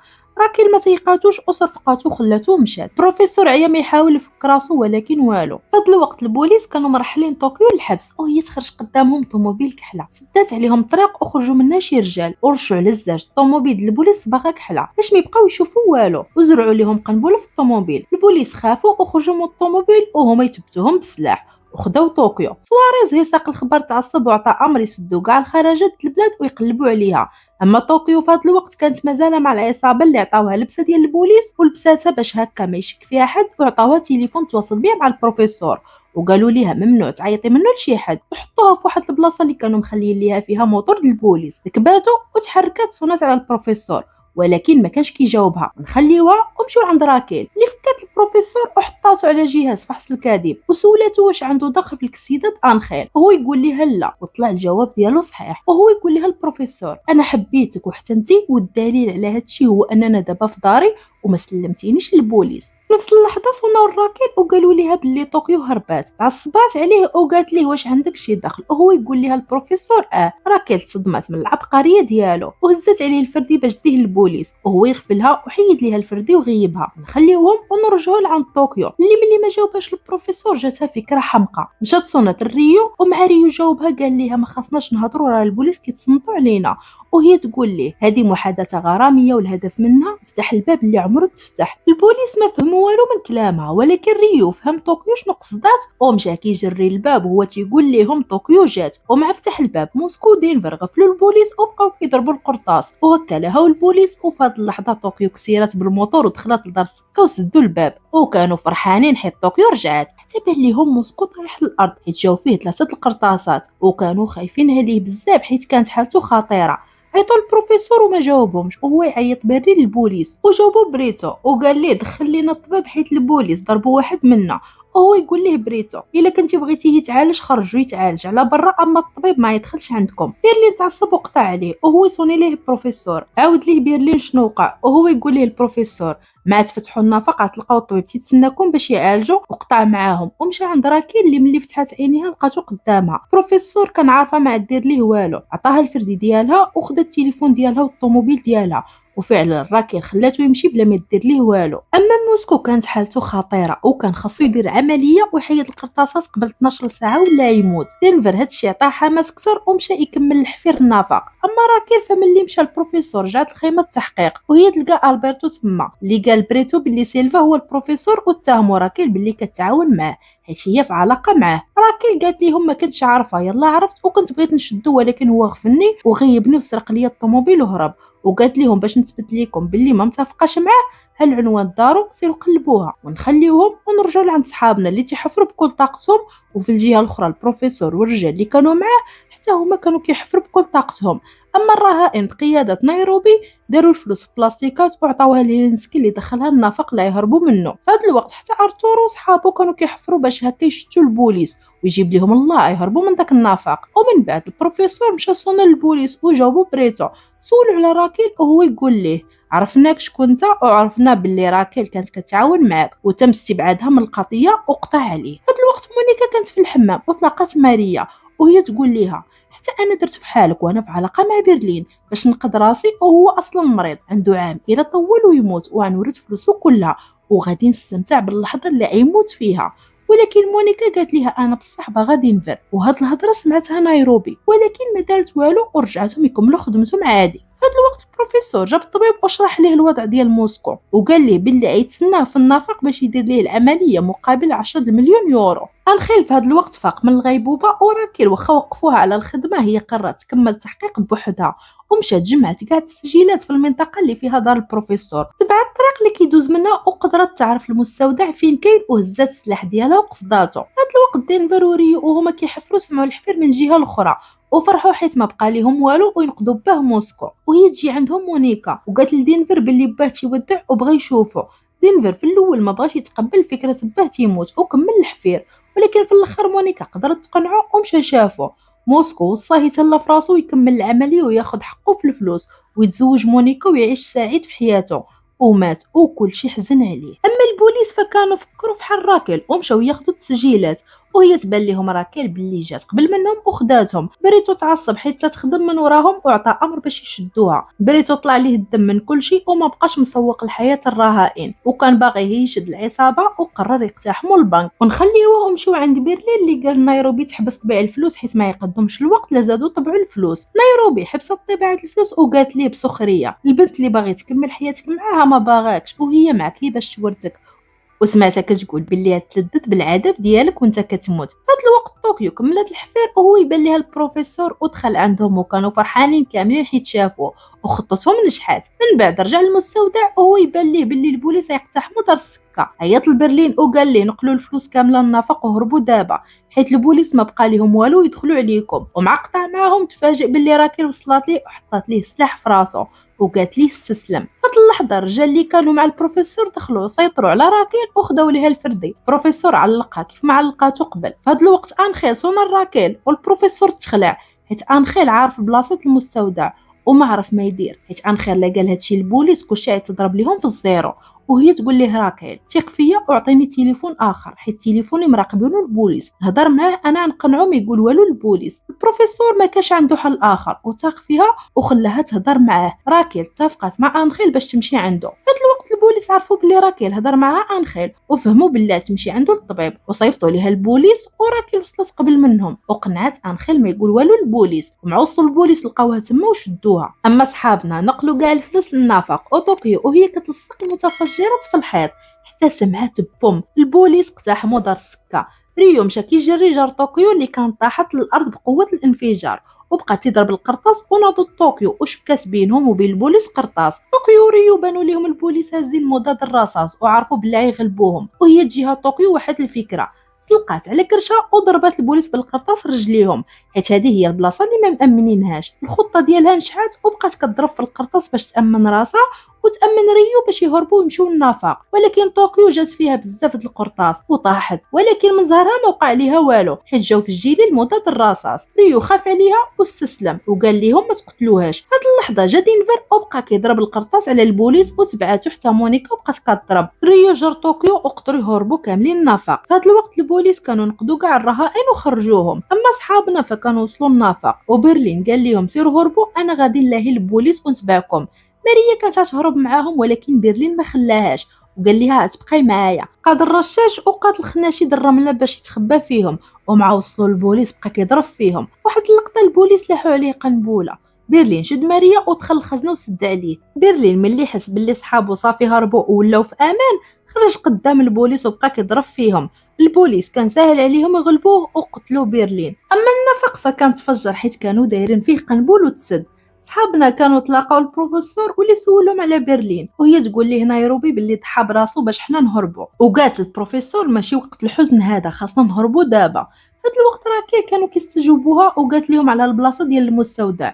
البوليس ملي وصلوا ما لقاو والو، حيت العصابه ديالنا في هاد الوقت كانوا بدلوا حوايجهم وكل واحد فيهم شد طريق. اما البروفيسور وهيلينسكي ركبوا في الطوموبيل اللي كانت عامره بالفلوس وتحركوا. ومن بعد عام راكيل وهي جالسه كتفرج في التلفازه، وحيت ما بقى عندها ما يدار من بعد ما جراو عليها من الخدمه، شفت في الاخبار باللي داز عام على اكبر سرقه في التاريخ، والصحافه تيقولوا باللي بزاف د الناس تعاطفوا مع العصابه وعجبهم شنو داروا في الدوله. لكن في هاد اللحظه تفكرت باللي البروفيسور عطاها شي تصاور الجزر كانوا ناويين يسافروا ليها، وملي تمعنات فيهم وجمعاتهم وهي تلقى فيهم احداثيات وفهمت باللي تما تلقى البروفيسور. تبعت الاحداثيات ووصلوها للبروفيسور وقررت تكمل حياتها معاه، وجابت حتى بنتها وما وسكنوا معاه. ودابا اجي نرجعوا شويه للور باش نعرفوا العصابه ديالنا شنو وقع لهم من بعد ما هربوا بالفلوس. البروفيسور كان موجد كلشي، موجد السفينه والقبطان اللي يهربهم. العصابه ديالنا ركبوا في السفينه وهربوا فيها، وملي فاتوا المياه الاقليميه كانوا فرحانين حيت الخطه ديالهم نجحت ولاو اثرياء. البروفيسور حس باللي ولاو في امان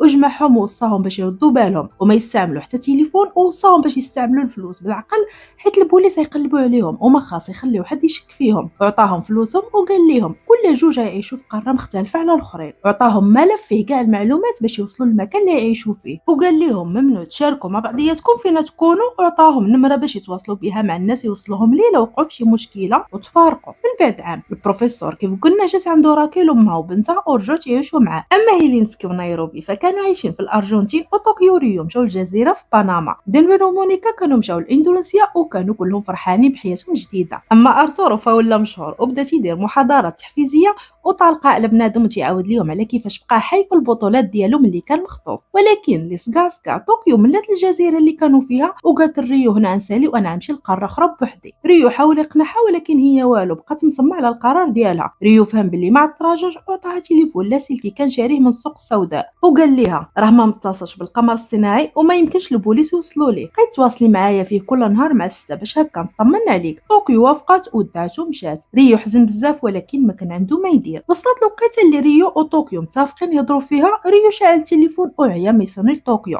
اللي كانت طافيه تليفونها، والبوليس في هذا الوقت وصلوا للبلاصه ديال ريو وعلموا بريتو باللي لقاو ريو في بنما. طوكيو لقات ريو مصوني ليها بزاف المرات وصونات ليه. البوليس قدروا يتصنتوا عليهم حيت كانوا مراقبين كاع الاتصالات في منطقه ريو وعرفوه فين كاين هو بالضبط. ريو وهو كيهضر مع طوكيو بانوا ليه قوارب البوليس قاصدينه، وعلم طوكيو باش تهرب. طوكيو في ديك اللحظه حتى هي سمعت صفاره البوليس وشداتها جريه وحده. اما ريو فكان في جزيره وما عنده فين يهرب، مشى جاب صاروخ ار بي جي وبغى يضرب به البوليس ولكن بانوا ليه بزاف ديال القوارب وهو يستسلم. اما طوكيو فاش شدات التليفون وربطته في كلب باش هكا تبعد عليها البوليس وهي قدرت تهرب. طوكيو حسات بالذنب حيت هي السبب ريو، ومشات اتصلت في النمره اللي عطاهم البروفيسور وتواصل معها واحد السيد وقالت ليه وصلني البروفيسور. من بعد 11 يوم وصلها لواحد المعبد وتما تلقات البروفيسور وكانت فرحانه حيت شافته. ولات على ريو واش اتصل به ولا عنده شي خبر عليه وهو يقول ليه هلا. من بعد تحركوا لدارو وشكون تلقى تما؟ اييه راكيل. طوكيو هي شافتها ما حملاتهاش وبقات تتعاطى معاها وقالت البروفيسور كيف ما خانت البوليس تخونك حتى انت. البروفيسور دار في طوكيو وقال لها راكيل دابا وحده منا وهي تنقز راكيل، وقالت لها من اليوم سميتي لي شبونه. من بعد ما تهدنات طوكيو جلسوا وبدات تتعاود لهم طوكيو شنو وقع، وهو سولها البروفيسور ملي جاكم التليفون بالسلامه؟ قالت ليه باللي شراوه من عند شي حد وقال لهم باللي ما مسجلش، وهي تقول لها راكيل راه اللي باعوا لكم يكون باعكم البوليس في مقابل الفلوس عليها قدروا يوصلوا لكم. طوكيو وصل هادشي اللي وقع جاتها غريبه باللي داز 11 يوم ومازال البوليس ما قالوا باللي شدوا ريو، وهي تقول للبروفيسور واش متاكد يكونوا شدوه؟ نقزات راكيل وقالت ليها غالبا يكونوا كيعذبوه حتى يدير لهم بكلشي. طوكيو تصدمات وعرفت باللي خرجت على ريو وقالت للبروفيسور ما يمكنش نتخلاو عليه خاصنا نخرجوه من تما. هو سولها البروفيسور واش نتوما بجوج اللي شريتو التليفون؟ صدماتو طوكيو وقالت ليه حتى هيلينسكي. بروفيسور تصدم وديك الساعه قرر يجمع شمل العصابه كامله.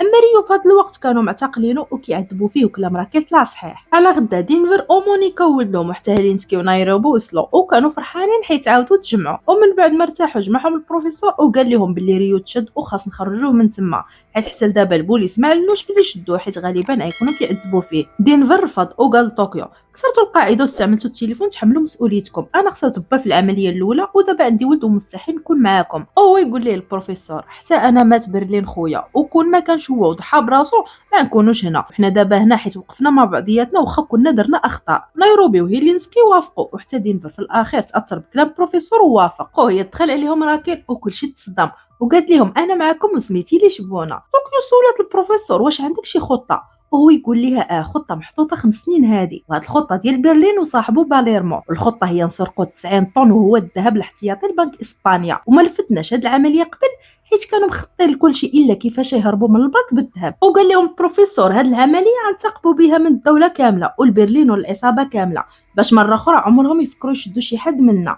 على غدا البروفيسور جمع العصابه ومشاو تلاقاو باليرمو، وكانوا جوج ناس جداد في العصابه، بوغوتا ومارسيليا، وتحركوا البلاصه اللي كان عايش فيها برلين. البروفيسور جبد السبوره وقال لهم العمليه باش ننفذوها خاصنا ندربوا عليها قبل شهرين، واحسن طريقه باش ندخلوا للبنك بلا مشكل هي نديروا الروينه في البلاد. وقال لهم حنا دابا ولينا مشهورين ورمز للنضال والمطالبه بالحقوق لبزاف د الناس. وقال لهم هاد المره العمليه صعب من اللي فاتت حيت الذهب كاين تحت البنك ب 40 متر، والغرفه اللي فيها الذهب فيها القوادس الماء، يعني اي واحد فكر يقتحمها يغرق. واهم رهينه عندنا هاد المره هو المحافظ البنك اللي كيكونوا معاه ديما 5 الحراس من اعلى المستوى، وهذه هي اول حاجه خاص يديروا، يسيطروا على هاد الحراس قبل ما يبداو العمليه. من بعد شهرين وبالضبط نهار العمليه البروفيسور طلق منضاد فيه تصويرات العصابه ولح الناس بزاف د الفلوس، ودار هادشي باش الشعب كامل يذوق من الفلوس اللي سرقوا، وهكا البلاد ترونات. البروفيسور طلع لايف كاع الشاشات اللي في الشوارع وقال الناس بلي واحد من العصابات تشد وهو ريو. تشد هذه شهرين وما عارفين حتى في اش من بلاد هو ولا شنو واقع ليه. انا بغيتكم توقفوا معنا حيت من حق ريو يتحاكم ويكون عنده محامي فحالو فحال كاع الناس، ماشي مغبرينو كيعذبوا فيه. البروفيسور تحدى الدوله وقال لهم ضربه بضربه،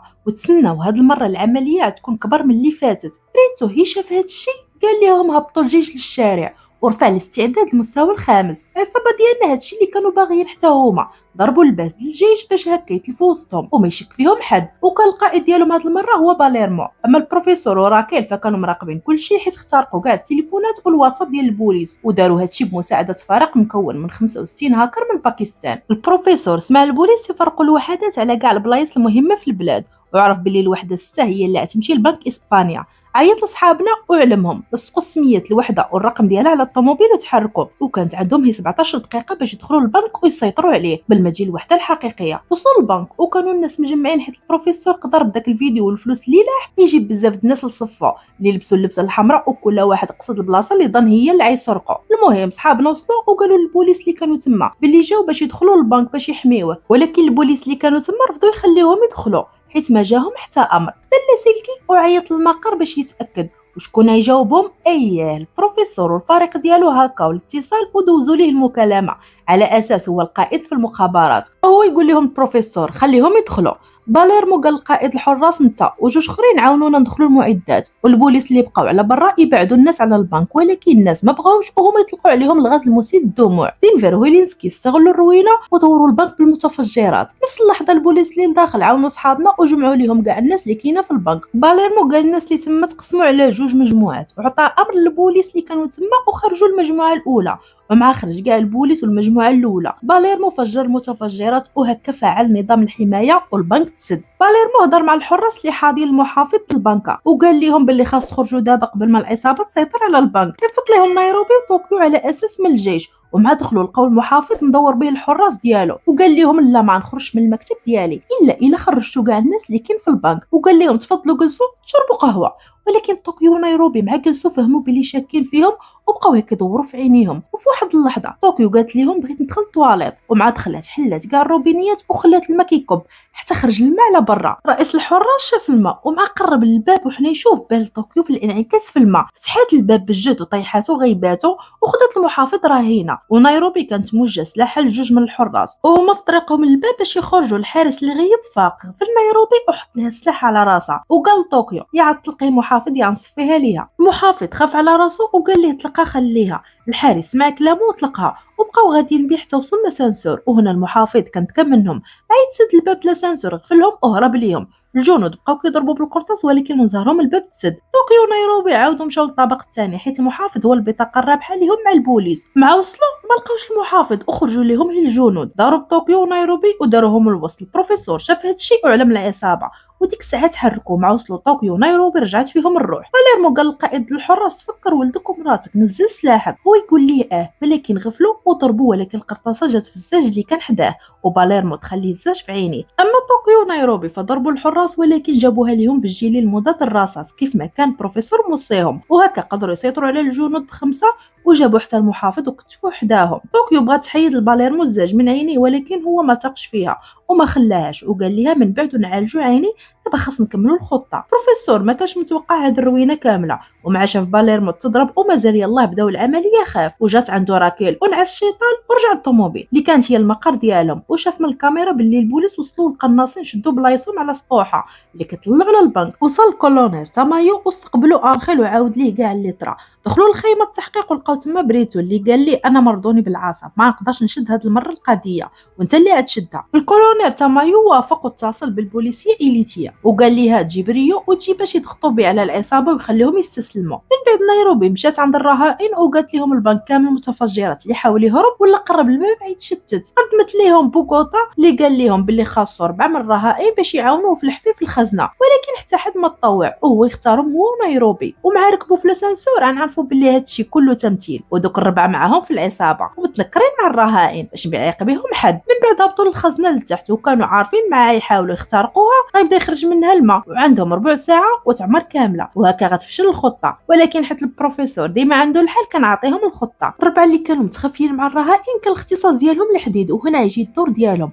اتحدوا ب4 وداروا ثقب في الخزنه على شكل دائره بالزربه قبل ما تعمر الخزنه ودخلوا انبوب اللي كان عنده باب تيتسد وتتفتح من جهات بجوج وهما بقاو كيتبتوه من على برا. اما بوكاطا دخل من الانبوب للخزنه وتبت الانبوب من جهه الاخرى. دازت 16 دقيقه ونيروبي لبسات الغطس ودخلت الانبوب عمروه بالماء وسدوه ومن بعد حل عليها بوكاطا من الجهه الاخرى وهكا قدروا يوازنوا الضغط داخل الغرفه والماء ما يخرجش وهكا بقاو كيدخلوا بالواحد يجبدوا الذهب ويخرجوا. صحابنا كانوا فرحانين بهذا الانجاز وعلى برا كان المحقق تامايو حاقد حيت قولبهم ودخلوا للبنك اسبانيا حيت المره الفايته البروفيسور كان كيتجسس على البوليس دخل عنده مجموعه تليفونات كاع اللي تماك وخرجهم على برا. طبيعه الحال هذا الخبر ما غاديش تعجب البروفيسور حيت ما بقاش يقدر يتصنت عليهم. البروفيسور صونا باليرمو وقال ليه بقات لكم ربع ساعه والبوليس غيدخلوا عليكم حيت البنك عنده واحد السيستم في شكل فاش كيتطلق جهاز الانذار كيتسد الباب اوتوماتيك وما يمكن يتفعل حتى دوز ساعه. وقال ليه البروفيسور استعمل خطه الدلفين هي اللي غادي تفكنا. ومشيو دابا عند البوليس اللي كانوا غيحماقوا باش يحدوا الموقع البروفيسور واللي شبونا ولكن البروفيسور دار بحسابه. وصي ماسيليا باش منين يبغي يدوز شي ابل يصوني ليه وماسيليا يجيب تليفون اخر ويصوني بيه على السيد اللي باغي يدوي مع البروفيسور ويحط تليفونات بجوج فوق بعضياتهم ويخليهم يدويو ويبقى يدور بهم بالاضافه ان التليفونات بجوج قدام وما فيهم جي بي اس لا والو. البوليس عياو يحاولوا يحدوا الموقع والو. من بعد البروفيسور صونا تامايو وبغى يتفاوض معاه باش يربح الوقت وتامايو قال ليه ما كاين لا تفاوض لا رهائن لا استحمص. بقات 10 دقائق والباب غيتفتح وغندخل عليكم واللي جا في طريقنا غيموت وقطع عليه. ومن بعد استدعاو البوليس البطل الخارق ارتورو حيت كان من الرهائن وعنده فكره عليهم. سولوه بما ان برلين مات شكون في نظرك يكون خدا بلاصتو ولا هو القائد. ارتورو سولهم علاش زعما وهما يقولوا ليه كنفكروا نصفيوها الرئيس ديالهم حيت العصابه بلا رئيس ساهل تغلبها. ارتورو غاسمع هكا تفكر دينفر خدا ليه ولدو مونيكا وهو يقول لهم ما كاينش من غير دينفر عنده شخصيه ديال القائد خليهم وندخلوا للبنك. صحابنا بداو يطبقوا خطه الدولفين. وشنو هي خطه الدولفين؟ هي انهم يجيبوا محافظ البنك باش يفتحوا خزنه اخرى وسط الخزنه اللي عامره بالماء.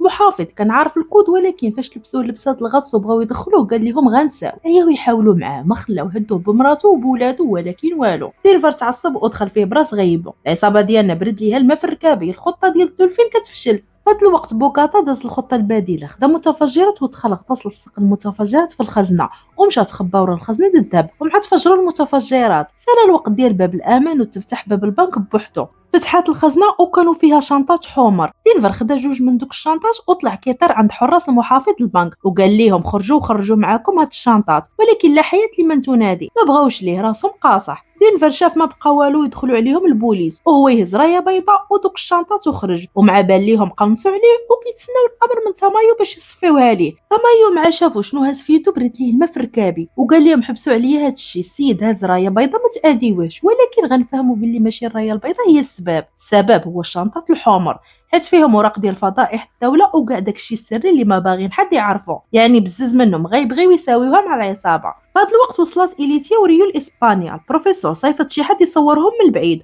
وصور ريو هو ما قادرش حتى يتمشى ونشرها في مواقع التواصل. في هذا الوقت المحافظ فاق ولقى نيروبي والدراري خدامين، وهي تقول ليه سير محافظ اجي تشوف ذهبكم كيفاش كيدوب وكنحولوه لكريات صغارين، وما غاديش تخيل ملي غيبتي حتى لدابا شحال ذوبنا 2 طون. المحافظ تصدم من العبقريه ديال طريقه الخدمه ديالهم. في الخيمه التحقيق كان وزير الدفاع ووزير الداخليه والخارجيه مجموعين كيتناقشوا وشداهم الخلعه من جهه دوك الشنطات الحمر، حيت ما فيهمش غير فضائح اسبانيا، فيهم فضائح الاتحاد الاوروبي كامل، ولا مشاو حتى تسربوا فراه نص الوزراء مصيرهم الحبس. وزير الداخليه اقترح عليهم يدخلوا البنك ويصفيوه لكلشي ويتهنى، ولكن وزيره الخارجيه قالت لي باينه يكونوا صيفطوا النسخ لشي حد، ولو وقعت لهم شي حاجه غنتفضحوا. وفعلا في هذا الوقت مونيكا صورت كاع دوك الاوراق اللي في الشنطات وصيفطاتهم للهاكر ديالهم في باكستان. إليتي وصلت لخيمه التحقيق وغنعرفوا باللي حامله ومازال لها شهرين وتولد. ودابا مشيو عند البروفيسور اللي صونا طوكيو وقال لها ريو في اسبانيا ساعات قليله وغنقدروا نقدوه. العصابه ديالنا كاملين فرحوا بالرجوع ديال ريو، اما باليرمو من بعد ما حيدوا ليه الزاج من عينيه بقى كيشوف غير بعين وحده وغطى العين الاخرى باش تولي ليه مزيان.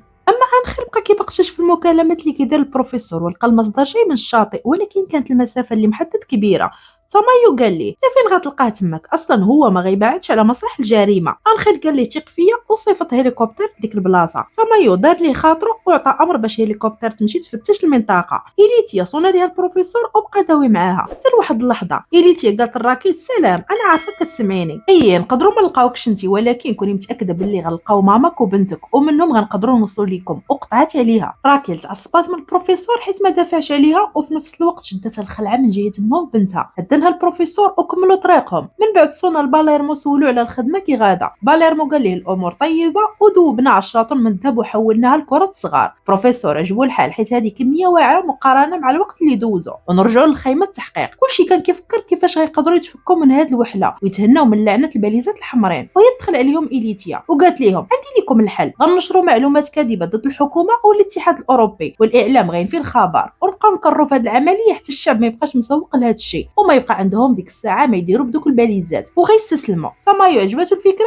وعطاها الضوء الخضر باش تبدا. تامايو عطى الامر باش يقتحموا البنك وبداو يدخلوا ليهم غاز منوم من داخل التهويه باش العصابه تفقد الوعي ويقدروا يهجموا عليهم. البروفيسور عرف بلي البوليس غيقتحموا ولكن ما كانش عارف كيفاش، ومع هز راسو في المرايه شاف الطوموبيل تابعه من قبيله وهو يعوج البيستا وبقى غادي حتى لواحد اللحظه داز من تحت الشجره وسمع جهاز الارسال تضرب. خرج يشوفه ولقاه انفصل على الطوموبيل ومن الفوق الطوموبيل غرقات ليهم في الغيص، وهو يخرج ليه واحد خونا قال ليه واو البروفيسور وهما يتبعوا عائلته. البروفيسور خاف يسحب ليه غيعيطوا ليه على البوليس وهما يقولوا ليه ما درتي فيها ما يصلح ملي ما صيفطتيش لينا منطاد يدوز من هنا، ولكن واخا هكاك ما تخافش غنعاونوك. وبقاو كيدفعوا في الطوموبيل وراكيل كتكسير ولكن والو الطوموبيل واحله.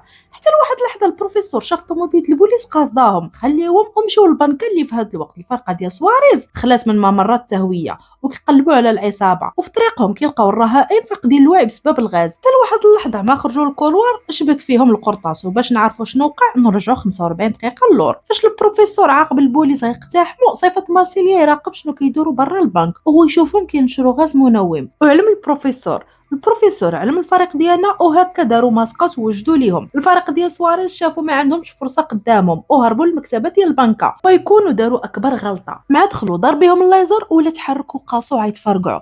العصابه قالوا لهم خليكم تماك شويه ويسالي لكم الاكسجين وغنعرفوا شنو غنديروا معاكم. وبين ما سالي لهم الاكسجين نمشيو عند البروفيسور اللي من بعد ما شاف الطوموبيلات البوليس جايه جا راكل وتخباو في المبرد. البوليس يسول القراويين ديال من هاد الطوموبيل، نقز واحد من القراويين وقال لهم ديال خويا سلفها ليا.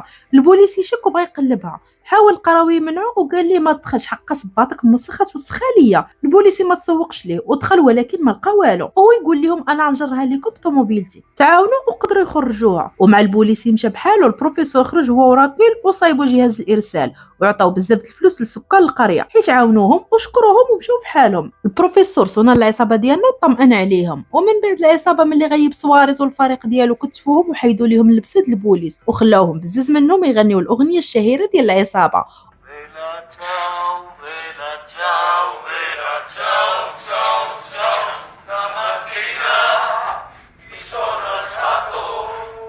وصوروهم وصيفطوهم للبروفيسور يوصلوا الفيديو صيفطوا لإليتي والمحقق تامايو اللي تصدموا من هذا الشيء اللي شافوا، وهو يصوني لهم البروفيسور وقال لهم كي جاكم الفيديو. وهي تقول لي إليتيا دابا ملي صيفطتيه لينا وماشي الصحافه يعني باغي تفاوض شنو هو المطلوب، وهو يقول لها البروفيسور غنعطيكم 40 رهينه ومن بيناتهم هاد البوليس اللي شديت، وفي المقابل غتعطيوني ريو. إليتيا ما بغاتش ليه هو يدخل تا مايو وقال ليها وافقي، راه كيسجل المكالمات وكيخرجهم للصحافه.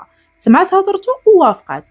جات الوقيته ديال تبادل الرهائن، إليتيا مشات لبسات ريو حوايج نقيين وخداتو للبنك، وصحابنا خرجوا ليهم الرهائن. وطوكيو في هذا الوقت كانت فرحانه بزاف حيت شافت ريو، والعصابه كامله كانت فرحانه حيت قدروا ينقذوه. وقبل ما يتسد الباب ديال البنكه، ارتورو هرب للبوليس ودخل البنكه. دينفر مع شافو قال ليه اهلا ارتوريتو، توحشناك، مرحبا بك. مونيكا خدات ارتورو وعطاتو حوايج بحالهم باش يلبسهم، وهو يقول ليها سمحي لي وخلينا نرجعوا بجوج وولدين كبر وسطنا.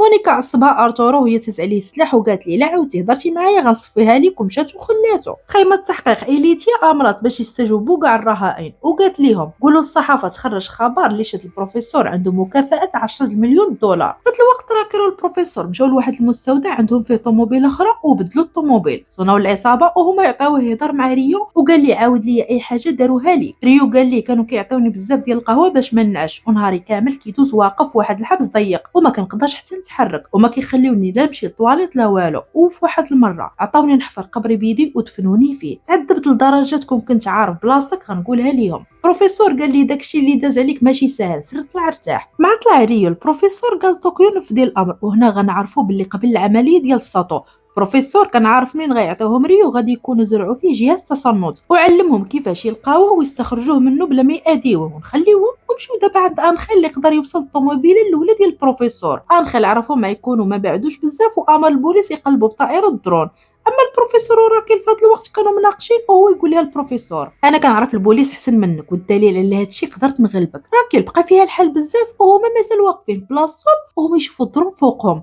طلعوا الطوموبيل وكسيره، ولكن الدرون بقى تابعاهم فيما مشاو. البروفيسور خرج من الطريق ودخل الغابه وقال راكل غنفذوا الخطه. راكل خدات ادوات التسلق ونقزت من الطوموبيل، والبروفيسور دار حديده على الاكسيراتور وخلى الطوموبيل غدا بوحدها وحتى هو نقز. راكل مشات تسلق الشجره باش تخبى فوقها، وكانت هذه هي الخطه، ولكن ما قدرتش تسلق والبوليس وصلوا ليها. راكل شداتها جاريه وحده وهي تبان ليها واحد المزرعه ومشات تخبات في بيت ديال الدجاج.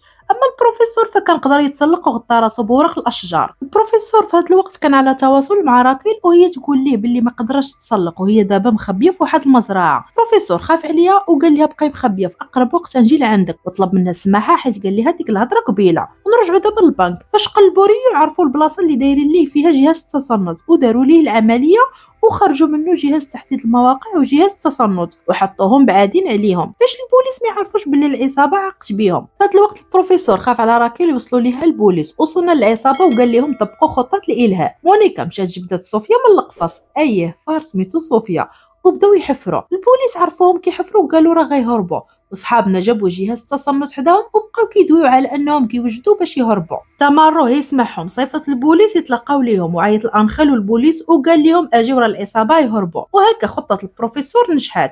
العصابه في هذا الوقت هرسوا الميكروفون وداروا جهاز تعقب في الفار وصيفطوه في المجاري. البوليس بقاو متبعين الجهاز، ومنين وصلوا ليه تصدموا وعرفوهم غير تفلاو عليهم. راكل وهي مخبيه حتى وقف عليها مول المزرعه وهز عليها السلاح. راكل بالزربه حتى هي جبدت السلاح ديالها، ولكن جات مراته من اللور وهدات راكل وخلاتها تهبط السلاح ديالها وقالت ليها غنسلموك البوليس وناخذوا 10 مليون. راكل قالت لهم راه ما غيعطيوكم والو، خليوني نهرب ونصيفط لكم 15 مليون، ولكن ما تاقوش فيها. في هذا الوقت وصلوا البوليس للمزرعه، والمراه مثلت باللي خايفه وخرجت كتغوت وكتقول البوليس راه راكل داخل. البروفيسور سمع هادشي وهبط من الشجره وعطاها الجره باش يعتق راكل. في هذا الوقت البوليس دخلوا وكان معهم سواريز. قال للراجل خرج في حالك من هنا، وهز السلاح على راكل وقال ليها يا تقولي فين هو البروفيسور ولا نصفيها ليك. راكل قالت ليه ما عرفتش. البروفيسور في هذا الوقت شادها جريه وحده لعندها وتيقول ليها في الميكرو حاولي تربحي شويه د الوقت، ولكن راكل قالت ليه ما عرفتش. وهو يسمع البروفيسور الصوت ديال القرطاس. سواريز تيقول للبوليس هي اللي بغات تصفيها لينا وحنا دافعنا على راسنا. البروفيسور برد ليه الماء في الركابي وحزن حيت راكل ماتت. راح وسط الغابه وبدا يبكي. اما في البنك المحققه إليتيا جابت الدميه على شكل دب وحطاتها لهم قدام الباب.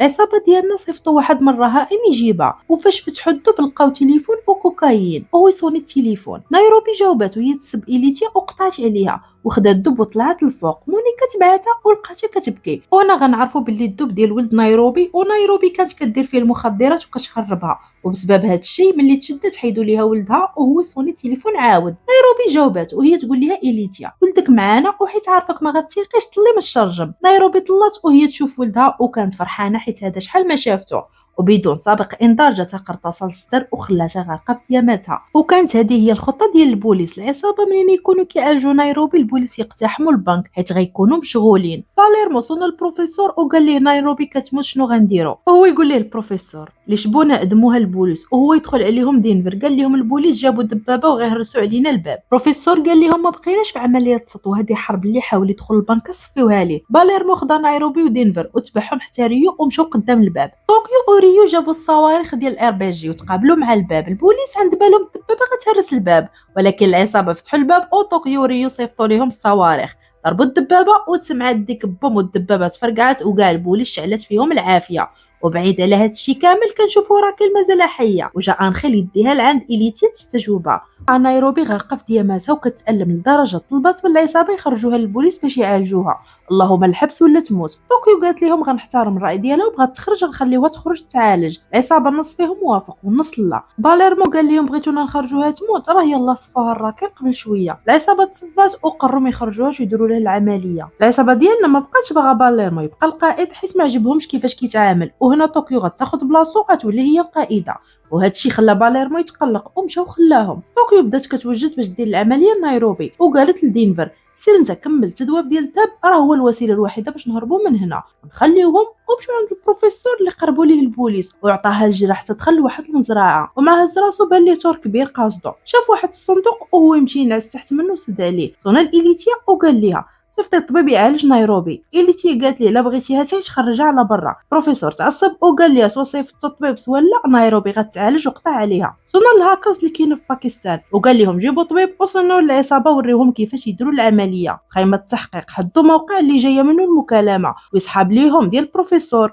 ولكن هو كان الموقع ديال مارسيليا وبالعاني خلاوهم يلقاو الموقع. مارسيليا قلب الطوموبيل وخلاها تماك باش يلاهيهم حيت انخيل قرب من البروفيسور، وهما يصونيو ليه البوليس وقالوا ليه خليك من داكشي اللي كدير وسير الموقع اللي غنصيفطو ليك. ومنين مشى لقى غير الطوموبيل مقلوبه وهكا تلفوهم. اما مارسيليا مشى عند البروفيسور ولقاه مازال مخبي تحت الصندوق. البروفيسور قال لي فين هو الطور. مارسيليا قال لي شنو الطور، يلا يلا وقيله هبلتي. ومع تحركوا بان ليهم الطور قدامهم، وهو يقول ليه البروفيسور ها فين غنت كلثوم اهرب ما تلفتش وراك. ومن زارهم قدروا ينقزوا وهربوا من الطور. في الوقت العصابه تواصلوا مع الطبيب وبقى كيعطيهم تعليمات باش يديروا العمليه. منين داروا فتح في كرش نيروبي قال لهم الطبيب الكبده عندها مقيوسه بالقرطاسه خاصكم تقطعوا الجزء المضرور. في هذا الوقت في خيمه التحقيق البوليس شافوا اشارات الاتصال كتدخل وكتخرج من البنك، وهو يامر تمايو باش يقطع كاع الاشارات على مدريد، تقطع الاتصال على العصابه وما عرفوا ما يديروا. وهي تقرر طوكيو تكمل ليها العمليه لراسها وقدرت تخرج ليها القرطاسه ونقدوها. باليرمو في هذا الوقت كان في الحمام قاد حالته وضرب كوستيم وكرافاطه وقصد الباب، حط متفجرات قدام الرهائن ويلا غيفتح الباب باش يخرج يسلم راسو.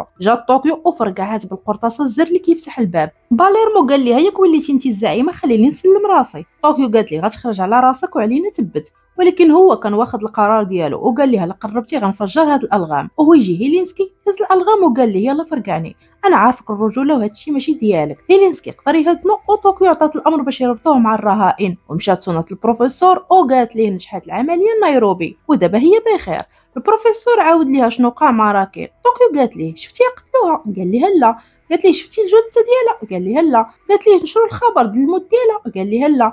قالت ليه طوكيو انا عارفه كنت اكثر من هكا، غالبا غيكونوا غير وهموك باش تشتت. البروفيسور في هذا الوقت رجع ليه العقل ديالو وقال لمارسيليا غنمشيو للخيمه باش نتاكدوا واش راه كيصفاوها ليها ولا مازال حيه. مارسيليا قال ليه هذا كيتسمى انتحار وضربوه باش يدير عقله، ولكن البروفيسور في الاخر قنعو وعطاه خطه محكومه. لبسوا اللبسه الحمراء والقناع ودخلوا وسط الجمهور وهكا ما غيعيق بهم حد. البروفيسور شاف انخيل تما ونورمالمون خاصو يكون كيقلب على البروفيسور، وشاف طوموبيل البوليس عامره غيس وعرف باللي هي اللي جابوا فيها راكيل. البروفيسور عاد رجعت ليه الروح من يتاكد باللي راكيل بخير. اما وسط البنك بالير محقد وقال كانديا وليت في حالكم حتى انا من الرهائن، ولا بغيتي تفك راسك عندي لك حل، هرس صبعك الكبير وهكا غتقدر تحيد المينوط من يديك. في هذا الوقت إليتيا كانت شاده راكيل في الخيمه وكتهددها باش تعترف فين هو البروفيسور، وقالت ليها غنلقاو بنتك امك ونصيفطوهم للحبس بتهمه تعاونوا البروفيسور. ولكن راكيل واخا كاع هاد التهديدات ما قالت ليها والو. بالليل البروفيسور ومارسيليا دخلوا على بوليسي خدام في خيمه تحقيق للدار وهدوه بالسلاح. البوليسي تخلع وما بقاش قادر يتنفس. البروفيسور خلاه يغسل وجهه ويشرب الماء، ولكن البوليسي غفلهم ونقز من الشرجم وجا وسط لابيسين. البروفيسور ومارسيليا هبطوا خرجوه من لابيسين ورجعوه لدارو وقالوا ليه فين هي راكيل. البوليسي ما بغاش يدوي وهما يقولوا ليه حنا زرعنا متفجرات في طوموبيلتك ودارك باش حتى لحصلتي تقول البوليس كنتي تحت التهديد، وجبدوا ليه $1,000,000 حطوها ليه قدامه. البوليس تفتحوا عينيه منين شاف الفلوس وقال لهم صافي انا معاكم، وقال لهم راكيل راها في الخيمه وكيعطيوها بزاف ديال القهوه باش ما تنعش، وكتحاول إليتيا تعرف منها الخطه وفين كاين انت. البروفيسور عطاه ساعه ديالو وقال ليه المهمه الوحيده ديالك هي توري هاد الساعه لراكيل. في الصباح البوليس خدا القهوه وبغى يدخلها لإليتيا باش هكا راكيل تشوف الساعه، ولكن تما جا وقال ليه إليتيا ما بغات حد يدخل، يلا نشربوا انا وياك القهوه وخرجوا من تماك. مشيو دابا عند باليرمو اللي مازال كيحاول يقنع كانديا باش يهرس صباع الابهام ديالو ويتفك من المينوط، وقال ليه ريو هو اضعف واحد في العصابه ما يقدرش يضرب عليك القرطاس. اما البروفيسور ومارسيليا مشاو لمقر جديد كان مصاوب البروفيسور وهضر مع طوكيو، قال لي عندك الحق راكي الحيه وغنقدها، وفوق هادشي قدرت نجند بوليسي ولا معايا وهكا غتسال علينا المهمه. في هاد الوقت الشرطه الجنائيه كتجمع الادله من طوموبيل البروفيسور اللي خلاه وسط الغابه، ومنين نقلبوا وسط الميكرو لقاو تليفون محروق، ولكن الشريحه ديالو ما وصلش ليها العافيه. ومنين داروا البحث ديالهم لقاو التليفون داروا به مكالمه وحده قبل العمليه مع شي حد في جزيره في اندونيسيا، وشكوا باللي راكيل تكون هضرات بها مع امها وبنتها. البوليسي اللي مع البروفيسور يسمع هادشي مشى صون البروفيسور وعاود ليه كل شيء. البروفيسور خاف حيت هاد القضيه هي نقطه الضعف الوحيده اللي عند راكيل واللي غتخليها تقرب كل شيء، وقال البوليسي كمل المهمه ديالك ووريها الساعه. ومشيو دابا عند إليتيا اللي قالت لراكيل جزيره في اندونيسيا، راه وصلنا لامك وبنتك وغندير معاك مزيان، نعطيك التليفون وصوني ليهم قولي ليهم يهرب قبل ما يوصلوا ليهم البوليس. ولكن مشات فين هو البروفيسور؟ راكيل بقات كتبكي وما لقات حتى حل اخر، وخدت التليفون وبدات كتكتب في النمره ديال امها، وهو يدخل البوليسي وحط راكيل مشروب وكان لابس الساعه ديال البروفيسور. راكيل في البلاصه فهمت بلي البروفيسور عرفها بلي حيه وما غيخليش امها وبنتها يتشدوا، وهي تراجع ومسحت النمره. غانديا دار بفكره ديال باليرمو هرس صبعو وقدر يتفك. ريو شافو بغا يوقفو، غانديا عرف ريو خواف ومازال متاثر عليه العذاب اللي عاش وما يقدرش يضربو وخلاه واقف وطلع الفوق. طوكيو العصابه ما عرفوا هادشي حقدو، وفي هاد الوقت نيروبي فاقد. طوكيو تفكرت بلي نيروبي بوحدها وخافت بلي يمشي يصفيها ليها وقصدو بيتها بالزربه، وفعلا غانديا وصل لعند نيروبي وبدا يخنقها، ولكن نيروبي خدات الشوكه وضربته بها العنق وهو يسمع العصابه جايه وهرب. طوكيو قالت البوكاتا بقى مع نيروبي وانت هيلينسكي تبعني نقلبوا عليه. اما لتحت في الرهائن بقياده باليرمو داروا ثوره ومابقاوش باغيين يسمعوا الهضره. دينفر هز السلاح للسما وبدا يضرب القرطاس وهما يسكتوا. هيلينسكي تفرق مع طوكيو ودخل المتحف يقلب على غانديا وبدون سابق انذار حبل دار ليه على عنقه وهزو للفوق وبدا يتخنق. غانديا ربط الحبل وخلاه في ديك الحاله ومشى، ومع غيودع جا طوكيو وبدات تتهز فيه باش ما يتخنقش وغوتات البوكاطا يجي يعاونها. قطعوا الحبل وعتقوا هيلينسكي في اخر لحظه. من بعد كلشي تجمع في البيت اللي فيه نيروبي، ودينفر تعصب على ريو حيت ما صفاهاش ليه منين هرب. ريو قال ليها تشدد القواعد. البروفيسور شاف هادشي كامل وقال لهم غانديا راه جندي سابق في الجيش، تعاملوا معاه باحترافيه، راه قدر يصفيها لكم كاملين، وإلا طلب منكم الامر تقتلوه ما تفكروش جوج المرات. من بعد صونا لإليتيا وقال ليها بالصدفه عرفت راكي مازال حيه وحتى لدابا ما علمتوش على انكم شديتوها، ونزيدك المكالمه اللي سواريز وهمني فيها انه صفاها الراكيل راها مسجله. هاد الفضائح كامله وقتها غنعطيها للصحافه، ولا ما بغيتيش هادشي يوقع نديرو هدنه بيناتنا، صيفطي الماكله والمره هائن. إليتيا ما كان عندها حتى شي حل اخر ووافقات ودخلوا ليهم الماكله.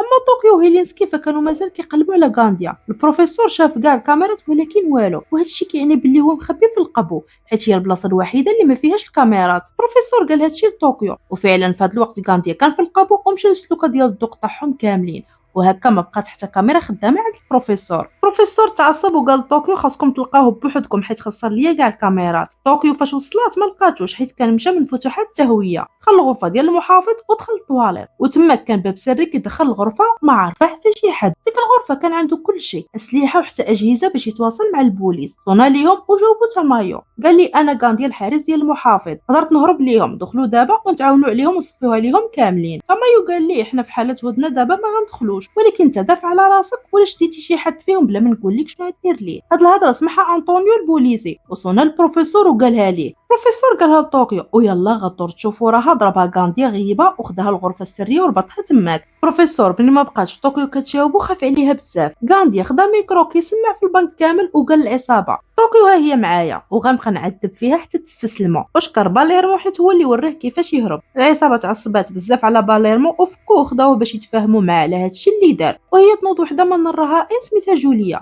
وقالت لدينفر بغيت نمشي للحمام. منين بعدوا على الرهائن غنعرفوا باللي هي من عائلته ومعاهم في العصابه، ولكن متنكره مع الرهائن. قالت لي عطيني السلاح وخليني نعاونكم ونشد بلاصه طوكيو ونيروبي. دينفر قال ليها لا هادشي خطر على حياتك ورجعها لبلاصتها. البروفيسور صون العصابه وعاودوا لي شنو دار باليرمو. البروفيسور سامحو وخلاه يولي رئيس من جديد في غياب طوكيو. وقال دينفر وريو يقلبوا على غانديا وقال لهم لبسوا كاسك وجيلي واقي رصاص. اما اللي بقاو يمشيو يطلعوا الرهائن لقاعه واحده اخرى. ريو ودينفر عياو يقلبوا على غانديا ولكن والو ما لقاو ليه حتى اثار. ومن بعد ركبوا في لاسانسور باش يهبطوا يقلبوا لتحت وهو يخرج غانديا ولا حاليا مقنبوله والباب لاسانسور تسد. ريو دينفر رماو الكاسكات والجيليات على القنبوله ونعسوا فوقهم باش يقلوا حده الانفجار.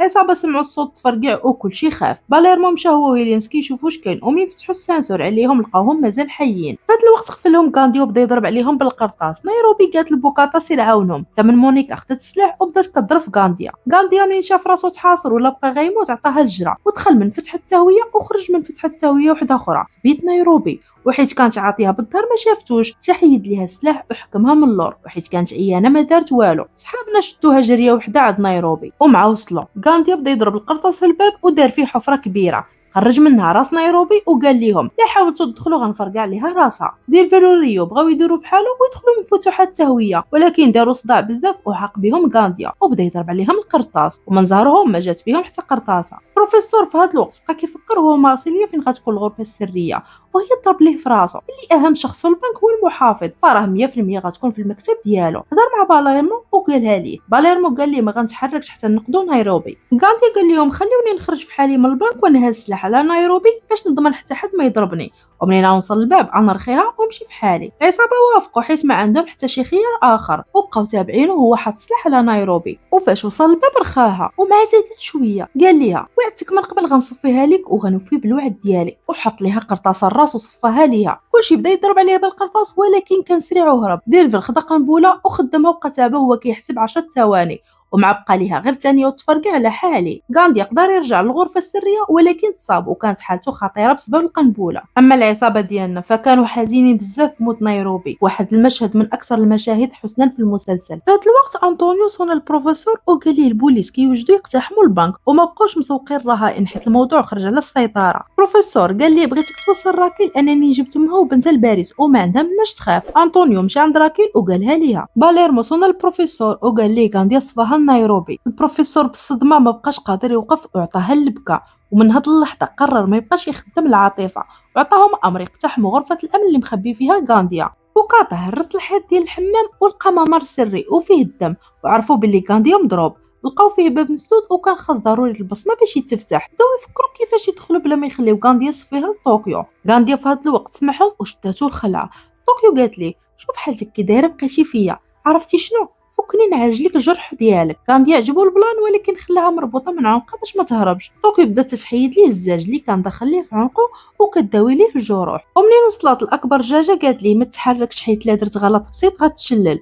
غانديا ترخى وتاق فيها وهي تضربوا العنق غيباتو. في هاد الوقت العصابه داروا ثقب صغير ودخلوا كاميرا يشوفوا شنو واقع وهما يشوفوا غانديا طايح مغيب وبداو يحفروا باش يدخلوا ونخليوهم كيحفروا ونمشيو عند البوليس اللي معاه غيقتحموا البنك. شافوا حراس المحافظ هازين تابوت فيه جثه نيروبي. كلشي احترم الجنازه ووقفوا ولغاو عمليه الاقتحام. في هذا الوقت البروفيسور جاتو فكره جهنميه وقلب على البلاصه اللي عذبوا فيها ريو وكانت الجزائر وصيفط تماك مارسيليا ومن بعد نعرفوا علاش. اما دابا نمشيو للخيمه اللي كانت مقلوبه حيت البروفيسور لاه فيديو ريو وهو كيعاود كاع داكشي اللي داروا ليه.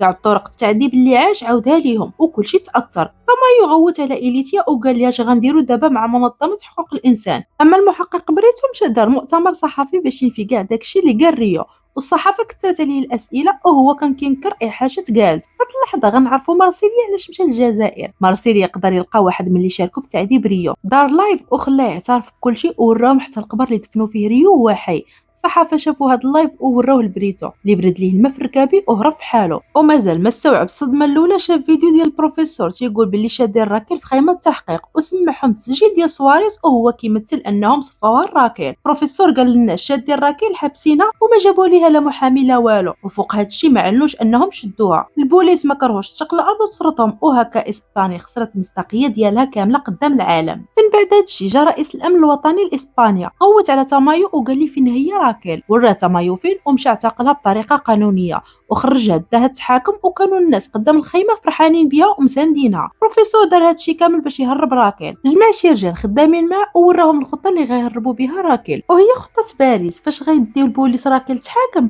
رجال البروفيسور غيكونوا في محل في جنب المحكمه كيحفروا في القبو ديالو.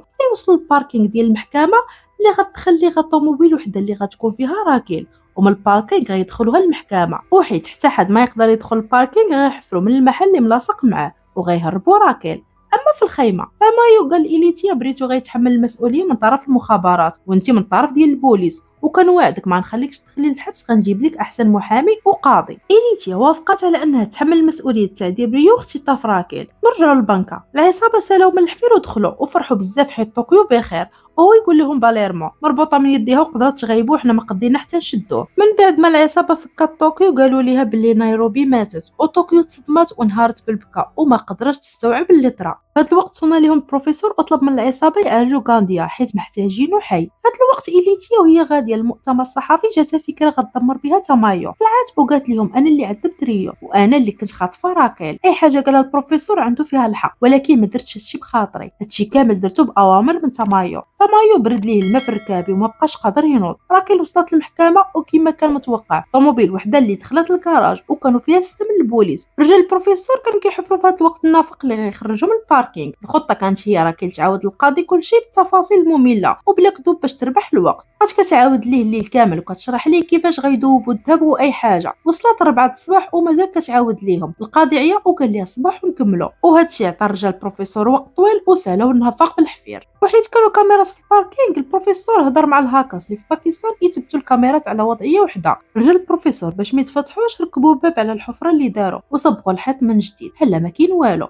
وبقاو كيتسناو يطلع الصباح باش تجي راكيل ياخذوها ونخليوهم ونرجعوا للبنك. العصابه عالجوا غاندي وهيلينسكي ما قدرش يصبر على فراق نيروبي، خدا السلاح وبقى كيضرب القرطاس في جنب غانديا. جا باليرمو وهدنو. من بعد صونا البروفيسور لطوكيو قال ليها خلي غانديا يصوني تامايو ويقول ليه باللي صفاها نيروبي وطوكيو، ودابا هو محاصر بالقرطاس وطالع السطح باش يهرب، ولا ما بغاش يدير هكا صفيوها ليه. عطاو لغانديا يهضر ومع شي التليفون قال راه غير فخا تامايو راه شدوني، وهو جابو البروفيسور وقال ليه طب شويه عليك غا انا هذا، هاد المره من ظهرك جربناك، المره الجايه غدير هكا غتموت وولادك مصيرهم يكون في حالك. من بعد صوناو على تامايو وعطاو غانديا يهضر معاه، وحيت غانديا ما بقى عنده حتى خيار قال تامايو داكشي اللي قال ليه البروفيسور بالضبط. تامايو قال البوليس يستعدوا باش يقتحموا ويصيفطوا مروحيه لغانديا باش يعتقوه. وفي هذا الوقت جاتو اخبار باللي إليتيا هربات وعطى امر باش يشدوها ويجيبوها ليه. اما إليتيا في هذا الوقت بقات كتفكر علاش راكيل حتى قربت تعترف وبدلات الراي ديالها، وهي تفكر بلي دخل عندها انطونيو وشكات فيه ومشات للكاميرات اللي دايرين بدارو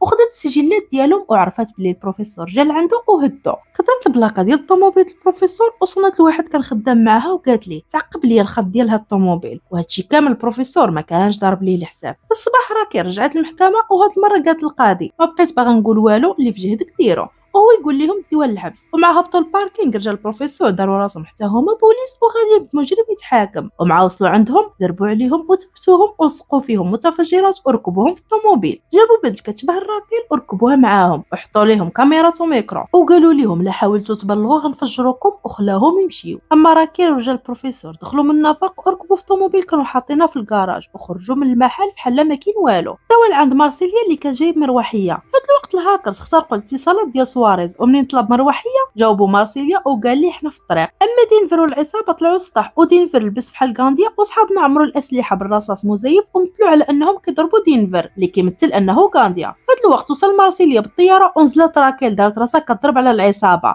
ومارسيليا طار بالمروحيه بعيد على البنك. البوليس ما فهموا والو فين غادي المروحيه وشكون هذيك اللي نزلات، ومع راكيل دخلت للبنك وسدوا الباب فرحوا بها وبداو يغوتوا بسميه نيروبي تكريما ليها. البوليس عاد فهموا باللي ضحكوا عليهم وهذه كامله خطه من العصابه، وتصدموا من الذكاء ديالهم. البروفيسور كان فرحان بزاف بهذا الانجاز، ولكن فرحته ما غتكملش. لقى إليتيا وراه هز عليه سلاح ومعاه بغى يتحرك ضربات قرطاسه حدا راسو. البروفيسور حاول ياخذ سلاح من إليتيا ولكن ما قدرش، ومن فوق هادشي ضربات ليه راسو مع الطابله غيباتو. اما في خيمه التحقيق تامايو طلع ليه الزعاف وبدا يفكر في انه يدخل الجيش في الموضوع، واخا الجريمه مدنيه وكاين ناس ابرياء. اما المروحيه اللي كان فيها مارسيليا البوليس بقاو متبعينها حتى حدوا الموقع ديالها، وقال لهم تامايو تبعوا المروحيه حتى تنزل وعندكم تصفيوها ليه بغيتو حي. راكل في هذا الوقت قالت لهم بركه هي ديك 60 طن اللي دوبتو خاصنا نخرجوا من البنك. باليرمو هبط عند بوكاتا قالها ليه. بوكاتا قال لي حنا جينا لهنا باش نسرقوا 90 طن ما نخرجش بلا بيها، وقال لي عرفتي شنو انا غنعرف شنو غندير، خليو هاد الخدمه ليا. وامر الرجال ديالو يدوبلوا الخدمه ونخليوه ومشيو تبع عند البروفيسور اللي فاش فاق لقى إليتيا مكتفاه وسمع راكل كتهضر معاه من جهاز لاسلكي، ولكن إليتيا ما خلاتوش يجاوبها وقالت ليه عطيني الخطه اللي حاط فاش تخرج الذهب من البنك. البروفيسور ما بغاش يقول ليها ويضربوا بقرطاسه رجل.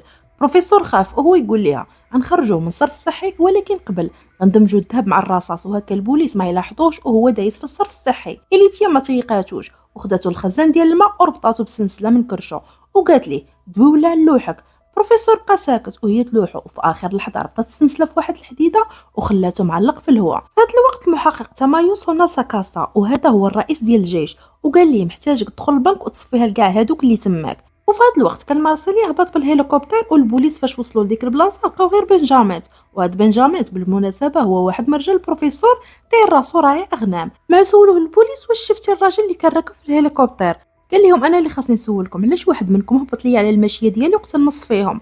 ومن بعد جات الطوموبيل حمراء فولفو وخداتو ومشات. البوليس غا سمعوا الطوموبيل حمراء فولفو عرفوها حيت نفس الطوموبيل اللي هربوا بها راكيل. تما يعطاهم الامر يتبعوها ومع وصلوا ليها وقفوها وخرج منها راجل وقال لهم انا ما عارف والو هدوني بمراتي وقالوا لي لما ركبتيش في الطوموبيل ومشيتي غنصفيوها ليها. البوليس ديك الساعه عرفوا بلي تقولبوا المره المليون. وفي هذا الوقت راكل هضرت مع البروفيسور المره الثانيه وهاد المره جاوبتها إليتيا وقالت ليها البروفيسور معايا وما بقى لكم والو تشدوا، وعطاتها الدوي مع البروفيسور. البروفيسور قال لهم بصوت محبط سمحوا لي ولكن الخطه هذه هي النهايه ديالها. العصابه كامله تصدموا وما فهموا والو، والمصيبه هي حتى واحد فيهم ما عارف كيفاش كان ناوي البروفيسور يخرج الذهب من البنك وهما مازال ما استوعبوش شنو طرا. هيلينسكي قال لهم الجيش وصل وخليني نقول لكم باللي الجيش ما كيعرف لا رهائن لا والو، ونسبه انهم يبقاو حيين لا دخل الجيش معدومه. راكيل ما بقى عندها حتى حل من غير الحل السلمي، خدات معها مونيكا وطوكيو وشي رهائن وهزوا الرايه البيضاء وخرجوا يتفاوضوا مع المحقق تامايو. جا عندهم تامايو وراكيل قالت ليه كان ديال داخل مضروب ضرابي خايبين دخلوا ليه طبيب يعالجو، وهو يقول لها تامايو تتحلمي لا انا اللي كنت غندخل عندكم شي حد لداخل فرع ندخل الجيش يدخلوا يعدموكم ونتهنى، خرجي ليا غاندي نعالجو على برا وديك الساعه نخلي الجيش بعيد عليكم. راكيل قالت ليه نتشاور ونرد عليك. جرات طوكيو ومونيكا وقالت ليهم ما باش لكم باللي ما جبتوش كاع باللي إليتيا شدات البروفيسور. عرفتوا شنو كيعني هذا الشيء؟ انه البروفيسور ماشي مع البوليس، شاده إليتيا بوحدها. راكيل بغات تاكد ورجعت عند تامايو وقالت ليه نتشاور مع البروفيسور ونقول لك، وهو يقول لها تامايو خذي راحتك. وهنا تاكدت باللي البوليس ما شادينش البروفيسور وقررت تكمل الخطه كيف ما هي. فاش رجع تامايو لغرفه التحقيق لقى تماك ساكاسا قائد الجيش وقال ليه الا كنت غنقتحم خاصني صحابي اللي كيعرفوا حاجه وحده واللي هي اللي لابس الحمر غيموت. تامايو ما وافقش، ولكن منين خرج على برا لقى ساكاستا حطو قدام الامر الواقع وجايب معاه الفريق ديالو وخلاه يوافق بزز منه. اما في البنك منين دخلت راكي لقات بوكاتا كيضرب في غانديا وقريب يصفيها ليه، وهي دخل طوكيو وقالت لبوكاتا مازال غنحتاجو تهدن. ارتورو استغل انشغال ديال العصابه وخدا السلاح كان قريب ليه وبدا غير كيضرب وجا القرطاس وجوج من الرهائن، خدا معاه المحافظ ورجال اخرين وهربوا. طوكيو علمات هيلينسكي وجوليا وبقاو تابعينه وكيضربوا عليهم بالقرطاس وهما هاربين. ارتورو شاف واحد الباب فيه قفل وهو يضرب عليه بالقرطاس هرسو ودخلوا سدوا عليهم. العصابه برد ليهم الماء في الركابي حيت البلاصه اللي دخلوا ليها هي المخبأ ديال الاسلحه ديالهم، ومنين غتسالي ليهم الذخيره الرهائن غيديروا فيهم ما بغاو. ارتورو عطى اوامر لواحد جوج باش يحدوا الشراجم، والعصابه مع بغاو يتسلوا الغرفه شبك فيهم القرطاس من الشراجم ورجعوا في حالهم، ودينفير جاتو قرطاسه لكتفو. خليوهم ومشيو عند إليتيا اللي في هذا الوقت كتصور فيديو كتفتخر انها شدات البروفيسور وقالت ليه هضر قول العالم باللي شديتك انا ماشي شي حد اخر. البروفيسور في هذا الوقت شاف الكاميرات بنجامين ومارسيليا وصلوا. هو يقول لها حطي قدامي التليفون انا نعترف لك بالحقيقه كامله، وبقى كيحاول يلاهيها. إليتيا صدقات ذكيه، شافت في الكاميرات وهي يبان ليها بنجامين ومارسيليا، وما بغات تسكت البروفيسور وهو بدا يغوت وكيقول البوليس هنا. إليتيا باش تسكتو خدات مخدر دارتو ليه في عنقو نعساتو. اما مارسيليا وبنجامين فكانوا ما سمعوا والو. منين دخلوا المستودع حسوا بشي حاجه ماشي هي هذيك، هزوا سلاحاتهم وبقاو كيغوتوا البروفيسور. حتى لواحد اللحظه مارسيليا شافو ناعس في بلاصتو وهو يقولها لبنجامين. بنجامين دخل الحمام، اما مارسيليا مع قرب البروفيسور خرجت ليه إليتيا من الناموسيه اللي فوق وضرباتو بمخدر في عنقو غيباتو. بنجامين سمع الصداع وما هز السلاح ديالو، هي توقف عليه إليتيا وقالت ليه لوح سلاحك من تحت الباب ولا غنضرب. بنجامين ما كانش عنده فرصه قدامه ولاح السلاح ديالو. خليهم ونرجعوا عند العصابه. طوكيو حسات باللي ما عندهمش فرصه قدام الرهائن وقالت لصحابها انا غنجي. مشات خدات ريو اللي كان حارس الرهائن اللي بقاو، ومشات هزات قاطع حراري وقزات الغرفه السريه اللي كان مخبي فيها غانديا السلاحات وبدات كدير ثقب في الباب. وفي هذا الوقت ارتورو لح على العصابه قنبوله، وعلى شويه ما كانوا غيموتوا كون ما هربوش من بلاصتهم. ونخليوهم ويمشيو عند هيلينسكي اللي شاف الجيش كيستعد باش يقتحم، وهو يقولها لراكيل. راكيل عطات امر لبوكاطا يخرج ليهم غانديا باش ما يدخلش الجيش. بوكاطا لصق لغانديا غاز منوم وخرجوا باش ما يقولش للبوليس بلي الرهائن مستحوذين على الاسلحه ديال العصابه كامله. غانديا مع خرج غيب وجاو البوليس خداوه. في هذا الوقت ارتورو شاف قاضي في اللهب تحمس وخدا اللاسلكي لقاه تماك وبدا يقول لدينفر مونيكا ديالو حتى الولد ولدي، انت جيتي سرقتيهم مني وما عمرها بغاتك ولا غتبغيك. وبدا يهضر بطريقه خايبه على مونيكا. هادشي كامل دارو باش يستفز دينفر ويخليه يخرج، باش من يخرج دينفر يشعل فيه العافيه بقاضي في اللهب. وفعلا خرج دينفر وما غتوصل ليه العافيه جراتو جوليا وعتقاتو. مونيكا حتى هي سمعت الهضره ديال ارتورو وحقدات ودخلت من فتحه التهويه وقصداتو. اما ارتورو صافي هبل وخدا عربه حصنها من القرطاس ولصق فيها الرشاش وبدا قاصد العصابه وكيضرب فيهم. في هذا الوقت العصابه كاملين سالا ليهم القرطاس ومع قرب يصفيها ليهم. نزلت مونيكا من فتحه التهويه وهبطات ورا ارتورو وهزت عليه السلاح. ارتورو خاف وبدا يثبتها بالهضره وما بغى يجبد السلاح من وراه وهي تزرب عليه وضرباته بقرطاسه للقلب. مونيكا خافت وبقات كتحاول تعتقو وعاونات حتى طوكيو اللي كانت جابت الاسلحه والقنابل من الغرفه السريه، حتى كانوا قربوا يفقدوا الامل باللي ينقذوا وهو يرجع لارتورو النبض ديالو. راكيل قالت لباليرمو خرجوا يتعالج برا ودير المحافظ للبنك ماينوط وصيفطو حتى هو معاه. إليتيا في هذا الوقت كانت كتفرج في الاخبار وهي تشوف تامايوت يقول باللي هي العقل المدبر لكاع المشاكل، وكانت كتعاون البروفيسور في المهمه ديالو وهي جاسوسه واللي شافها يبلغ عليها. إليتيا حقدات وهو يقولها للبروفيسور واللي معنا راه البوليس غيلقاوك. إليتيا قالت لي غنسى. إليتيا بالفقصه وما زهرش حتى لوجاد الولاده. البروفيسور قال لها تلقيني نعاونك. إليتيا ما بغاتش وبقات كتحاول تولد بوحدها. في واحد اللحظه تزاد عليها الالام وفكات بنجامين اللي فك البروفيسور وبقى كيعاون فيها وولدات إليتيا بنيته. اما في الجهه الاخرى العصابه كانوا كيوجدوا كيفاش يتصداو لاقتحام الجيش، وباليرمو قال لهم المدخل الخلفي هو اللي بنسبه كبيره يقتحموا منه، كون فيكم يقدر يمشي يحمي ديك الجهه. جوليا وطوكيو ودينفر هزوا يديهم ودينفر مشى وودع مونيكا حيت تقدر تكون هذه اخر مره يشوفها فيها. الطوموبيلات ديال الجيش تحركت وكان مشارك معاهم حتى غانديا اللي صفاها لنيروبي. اما العصابه ديالنا فكل واحد فيهم شد بلاصتو وهز سلاح وكيتسناو الجيش يدخل، ولكن ما حسبوهاش مزيان. جونو طلعوا للسطح ديال البنك وداروا متفجرات في المتحف ديال الذهب وفرقعوه وهكا داروا ثقب وهبطوا منه. هيلينسكي كان قريب من تماك وهي طاح ليه حجره كبيره على رجليه وما قدرش يتحرك، ولكن واخا هكاك بقى كيقاوم الجيش وكيضرب عليهم بالقرطاس حتى سالى ليه القرطاس. الجيش مع جاو يصفيوها ليه العصابه وصلوا وشبكات قرطاس. باليرمو جاب صاروخ ار بي جي وطلقوا عليهم وصفاه جوج من الجيش واللي بقاو منهم تخباو. العصابه حاولوا يحيدوا الحجره على رجل هيلينسكي ولكن كانت كبيره وما قدروش يحركوها. هيلينسكي قال لهم رجلي مشات ليا يقطعوها وفكوني. باليرمو ما عجبتوش الفكره وهو يلوح قنبله الدخان على الجيش، وريو بوكاطا مشاو لواحد الخشبه كانت قريبه تحيد من بلاصتها، حيدوها وخشوها تحت الحجر اللي طايحه على هيلينسكي وحركوها وهكا قدروا يعتقوا هيلينسكي. طوكيو ودينفر وجوليا طلعوا السطح وخداو معاهم بزاف ديال الرهائن وخلاو كلشي كيجري بالعقل باش يتلفوا القناصين. باش ترونات القضيه مزيان استغلوا الوضع ومشاو دخلوا من الحفره اللي فرقعوا الجيش اللي كانوا في هذا الوقت قربوا يصفيوها لباليرمو واللي معاه. دينفر وطوكيو وجوليا هبطوا من وراهم وبداو يضربوهم بالقرطاس حتى راكيل جات وهزات على الجيش السلاح. الجيش حسوا براسهم تحاصروا من كاع الجهات ولا تحركوا وغيموتوا. غانديا جاتو فكره جهنميه وقال لهم الباب اللي ورانا فيه بصمه ديال يدي ندخلوا ونسدوا علينا وهكا غنتواجهوا غير مع طوكيو ودينفر وجوليا. القائد ساكاسا عجبته الفكره وهز يديه وقال لهم حنا استسلمنا. العصابه تاقوا فيهم وترخاو وفي هذه اللحظه الجيش غفلهم ورمى قنبله في جهه باليرمو وراكيل ومشاو كيجريو لجهه الباب اللي قال لهم غانديا ودخلوا سدوه وهكا قسموا العصابه ولاو في مواجهه غير مع طوكيو دينفر وجوليا. اللي مشاو تخباو في المطبخ وبقاو يحاولوا يضربوا عليهم بالقرطاس، ولكن الجيش كانوا كثر منهم. جوليا ودينفر خداو حديده كبيره ديال الفران وغطاو بها باب المطبخ، وكانت قاصحه وما كتدخلش القرطاس، وفيها ثقوب اللي من خلالهم العصابه بقاو كيضربوا على الجيش القرطاس. واحد اللحظه طوكيو بقات كتستفز غاندي وكتقول ليه انت غير خوف ما غتقدر على والو، حاسب راسك واعر وانت صفيتيها لنيروبي وهي يلاه دايره العمليه وما كانت هازه حتى سلاح، لا كانوا رجال فحالك الله يقطعهم. غاندي تعصب وخدم قنبله ولاح عليهم من الثقبه اللي في الباب. دينفر وجوليا تخباو، ولكن طوكيو كان عندها راي اخر، تلاحت على القنبله في السماء ورجعت عليهم من نفس الثقبه اللي في الباب ومات واحد من الجيش. القائد ساكاسا تعصب بزاف على غانديا وقال لي لا عاودتي فحال هاد الحماقه نصفيها لك بيدي. في هاد الوقت باليرمو وراكيل جابوا قاطع حراري وكيحاولوا يديروا ثقب في الباب باش يدخلوا يعاونوا صحابهم. ريو شاف بلي غيتعطلوا باش يفتحوا الباب ومشى هبط لتحت خدا آلة ديال الحفير ومشى للبيت اللي تحت منه كاينه طوكيو وبدا يحفر. فهاد اللحظه راكيل صونا ليها البروفيسور وقال ليها امضرا شنو درتو، وهي تعاود ليه شنو واقع. سمعت البكا ديال بنت صغيره حداه وسولاتو شكون حداك، وهو يقول ليها إليتيا ولدات ودابا ولات معنا في العصابه. فرحات ليها وسولاتها شنو غتسميها. إليتيا قالت ليها غنسميها فيكتوريا. اما طوكيو في هذا الوقت سمعت الجيش باغيين يديروا حفره من الثلاجه ديال المطبخ ويدخلوا. طوكيو مشات لتماك وخلاتهم حتى قربوا يسالوا الحفير وبدات تضرب عليهم بالقرطاس وصفاتها لجوج منهم، ولكن مع بغات ترجع عند دينفر وجوليا قناصه من على برا شافوها وبقاو كيضربوا فيها بالقرطاس وجاو فيها 5 القرطاسات في يديها ورجليها، وقبل ما يكملوا عليها جا دينفر وجرها. دينفر خاف وحقد وقال العصابه في اللاسلكي ما كاين حتى شي مخرج اخر غنموتوا هنا كنا. وهي تقول ليه مونيكا من وراك غتلقى باب فتحو تما غتلقى حبل ديال لاسانسور هبط منه. دينفر ملي مشى يشوف تصدم حيت هما في الطابق الفوق وطوكيو ما تقدرش تتسلق بسبب الجروح ديالها، وهي تقول لهم طوكيو غير سيروا انا غنبقى. دينفر وجوليا ما بغاوش ليها وقالوا ليها مستحيل نخليوك بوحدك، وهي تقول لهم منين توصلوا ديروا لي مخدات ولا اي حاجه باش منين نهبط ما نتاداش. دينفر وجوليا وافقوا وهبطوا، وفي هذا الوقت كان الجيش حفروا ودخلوا عند طوكيو وبداو يضربوا عليها بالقرطاس. في نفس اللحظه ريو يقدر يوصل عندها بالحفير ولكن كانت الحفره صغيره ومازال خاصو يزيد يحفر. طوكيو قالت لي حبس الحفير ما غاديش يقدنا الوقت، سمعني شكرا على كاع الايام الزوينه اللي عشنا بجوج واسمح لي حيت بسببي تعذبتي. بقات كتبكي وحتى ريو بقى كيبكي وكيحفر بكل طاقته.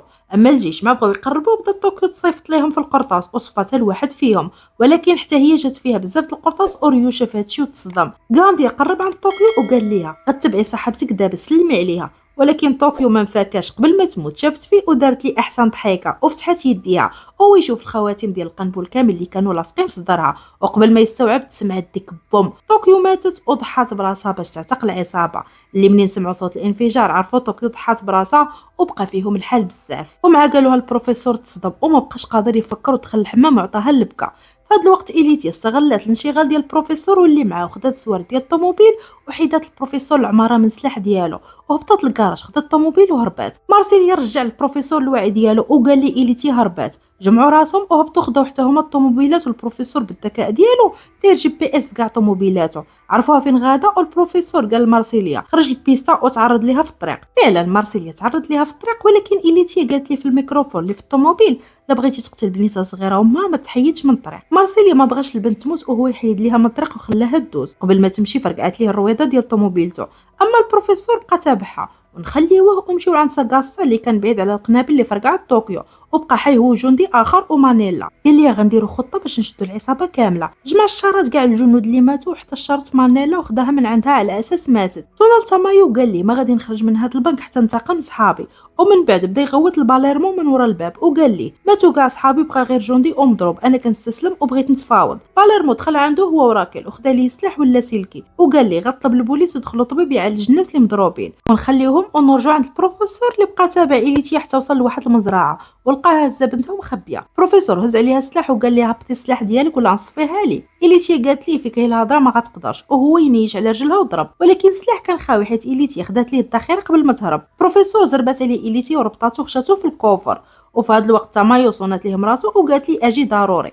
تامايو منين وصل حس بشي حاجه ماشي هي هذيك وطلق جهاز الانذار ومشى للبيت ديالو وهو يلقى مراتو مربوطه وحدها إليتيا. قالت لي حيد عليا كاع التهم وفي المقابل نسلم لك البروفيسور ونخلي مراتك حيه. تامايو ما وافقش وقال لي خدمت جهاز الانذار والبوليس غيوصلوا دابا. إليتيا تعصبات وضربته بالسلاح راسو غيبات وهربت من الدار. البروفيسور كان في الكوفر ديال الطوموبيل تحت دار تمايو مربوط، سمع البوليس جايين وهو يبدا يقطع البونج د الكراسه بسنانو وقدر يهرب من الطوموبيل. مشى للعماره اللي فيها دار تمايو بقى كيصوني في الانترفون بعشوائيه، وهي جابو واحد المراه وقال لها انا سائل بارد فتحي لي. فتحات ليه وطلع لعندها للدار ويلا غيصوني وقفات عليه إليتيا بسلاح وقال لها ثقي فيا ما عندك حتى حل من غيري. إليتيا وافقات وصون البروفيسور المراه وقال لها فتحي لي انا سائل بارد عندي لك واحد طرط. ومع فتحات إليتيا هزت عليها سلاح وسدوا ليها فمها. تمايو قال البوليس ما يمكنش تكون بعدات من هنا، قلبوا في كاع الديور اللي هنا عليها. وفي واحد اللحظه البوليس وصلوا للدار اللي فيها البروفيسور وإليتيا. البروفيسور خدا فيسا ديالو ودار فيها البنيه وركبها على ظهره، نقزوا من شارجهم ومشاو لعماره اخرى. البروفيسور فحال ديما ذكي مشى شاف في الصندوق البارد ولقى البارطما رقم 2 ما كتاخذش البريد ديالها وعرفها خاويه. إليتيا فتحات الباب المقبض ديال شعرها وتخباو. في هذا الوقت مارسيليا وصل للمزرعه ومنين قلب لقى ميكرو ديال البروفيسور طايح. صون الراكيل وقال لها إليتيا خطفات البروفيسور، نخليوهم ونرجعوا دابا عند البروفيسور. اللي من ظهروا البوليس وصلوا للبارطمان اللي فيها هما وجاتو فكره خطيره، حيد البونج ديال الفوطي وتخشاو تحته وسدوا عليهم ومع تخباو. البوليس دخلوا وقلبوا الدار ما لقاو والو، ولكن هما خارجين البنت بدات كتبكي. إليتيا بالزربه سكتاتها والبوليس رجعوا يشوفوا الصوت منين جاي وهما يلقاو قطه وجاب ليهم الله هي اللي دارت داك الصوت ومشاو. وهكا البروفيسور وإليتيا فلتوا في اخر لحظه.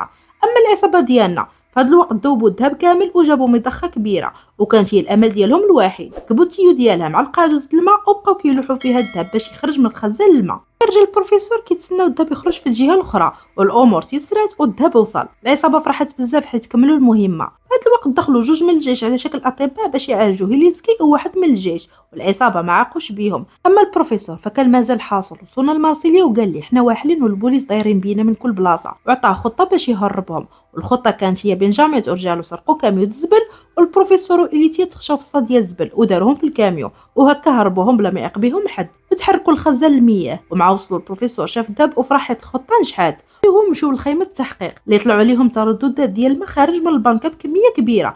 تما يعرف باللي العصابه غتكون كتنقل الذهب من الصرف الصحي ووصفه البوليس يقلبوا في كاع المحطات اللي كيخزنوا فيها الماء في مدريد. البوليس مشاو المحطه الاولى والو، المحطه الثانيه والو، وهم كيقلبوا ومشاو عند البروفيسور وهما كيذوبوا الذهب باش يرجعوه كيف كان وما يبقاش حبيبات. وهما يسمعوا صوت البوليس دخلوا وهزوا سلاح باش يضربوا مع البوليس. وهو يقول لهم البروفيسور هذه الاخرى لينا هبطوا سلاحاتكم الخطه فشلات. مارسيليا قال ليش كتخربق وهو يقول ليه البروفيسور صافي عرفونا حنا فين، عندنا جوج حلول لا نموتوا ولا نستسلموا. واختاروا يستسلموا. وصلوا البوليس وشدوهم وخشاوهم في الطوموبيل وسدوا عليهم، ولكن داز بزاف الوقت وهما في الطوموبيل وما تحركوش من بلاصتهم. وفي واحد الوقيته لاحظوا باللي ما كيسمعوا على صوت بوليس لا والو. البروفيسور شك ونقز لبلاصه الشيفر وفتح الباب يشوف شنو واقع. وهنا كانت الصدمه، هادو ماشي بوليس، طلعوا عصابه اخرى سرقوا الذهب البروفيسور كامل وخلاوهم ومشاو. واللي سرقوا الفلوس فهما رافائيل ومراته اللي فرحانين بالذهب اللي سرقوه بلا ما يضربوا عليه تماره. وشكون غيكون هاد رافائيل؟ اييه ولد برلين، يعني رافائيل سرق عمو البروفيسور. اما البروفيسور في هاد الوقت صنع الراكيل وقال لي هاد الذهب تسرق. العصابه تصدموا هاد العذاب كامل وماتت نيروبي وطوكيو في الاخر تسرقوا. واللي زاد عصبهم وخلعهم هو الذهب اللي كان يخرجهم من البنكه تسرق. باليرمو قال البروفيسور ما يكون دارها هي ولد برلين، تكون عاودت ليه مو على الخطه كامله. البروفيسور طمنهم ووعدهم انه غيرجع الذهب وتبع الكاميونات اللي هربوا فيهم الذهب حيت كان داير فيهم GPS. ومن وصل لقاهم خاويين العصابه نقلوهم في كاميونات اخرين وهربوا. البروفيسور قرر يقلب في كاع الكاميرات على الله تلقاهم ولكن ما لقى والو. البروفيسور تعصب وقال لي قلب فيهم مزيان وهو يتفكر الهضره اللي قال ليه باليرمو وتاكد باللي ولد برلين هو اللي غيكون سرقه. وهو يقول لي غالبا غيكون كيلعب معنا اللعب ديالنا. قلب التسجيلات الكاميرا واش ما لعبش فيهم وفعلا هادشي اللي كان مع قلبهم ريو عرفهم ماشي حقيقيين. اما ولد برلين في هذا الوقت كان حفر حفره كبيره ودفن فيها الذهب وجاب منزل متنقل وحطوه فوق ديك الحفره ودار بيع اصطناعي باش ما يعيق به حد. وكان فرحان بزاف بالذهب اللي سرق لعمو. نخليوه ومشيو عند البوليس اللي مازال كيتسناو الذهب يخرج من الخزان حتى ضرباتهم الفيقه وفهموا باللي ما كاين لا ذهب لا والو، غير ضيعوا النهار كامل على والو. اما في البنك مانيلا اللي من الجيش تسلات ومشات من فتوحات التهويه وبطلت مفعول ديال القنابل وعطات اشاره لساكاسا اللي عطى اشاره لصاحبه ودار راسو جاتو حاله الصرع. الرهائن تخلعوا بالير متعصب في كيد ديال الاطباء اللي كانوا بوليس في الاصل باش يعالجوه ومع في كيد ديهم. وهي صبت مانيلا ضربات باليرمو حكماته وحكمات هيلينسكي اللي اصلا كان مقصح في رجليه. عطات الاشاره للجيش ودخلوا شدوا جوليا وحكموا راكيل وقدروا يشدوا العصابه كامله وربطوهم. ووصلت الاخبار لتامايو اللي طار بالفرحه، قال عندهم البنك وخدا لي سلكي ديال راكيل وهضر مع البروفيسور وقال ليه وفينا البروفيسور كلشي تشد لقيتي غنتهرب لا قدرتي تهرب. البروفيسور قال لي عطيني 20 دقيقه غنجي نسلم راسي، ماشي من طبيعي العصابه ديالي تشد وانا نبقى، يا نهربوا كاملين يا نخرجوا من البنك وفي يدينا المينوط كاملين. تما يوافق ومن بعد هبط يشوف الخزنه ديال الذهب وهو يلقاها كتصفر غرام واحد ما خلاوش ليه. في هذا الوقت البروفيسور قال إليتيا انت ذكيه بزاف، البوليس عام وهما كيقلبوا عليا وما وصلوش ليا وانت لقيتيني دغيا، ما كاينش من غيرك اللي عيجيب ليا الذهب. إليتيا اثرت فيها هاد الهضره ووافقات، والبروفيسور قبل ما يمشي عطاها ورقه وقال ليها شي حاجه ومن بعد نعرفوها وعقلوا على هادشي مزيان. البروفيسور دبر في طوموبيل حمراء وقصد البنك، ومنين وصل البنك لقى الناس فرحانين بيه وكيشوفوه بطل. البروفيسور مع دخل كتفو وحطوه مع العصابه وبداو يسولوهم على الذهب فينا هو. البروفيسور قال لهم حتى حد ما عارف وانا براسي ما عرفوش فينا هو. تمايو تعصب وقال لهم المخير فيكم عنده 30 عام ديال الحبس. دينفر خاف على ولده اللي خلاه بوحده وقال البروفيسور عرفت هادشي غيوقع وهو يحاول البروفيسور وهدنا.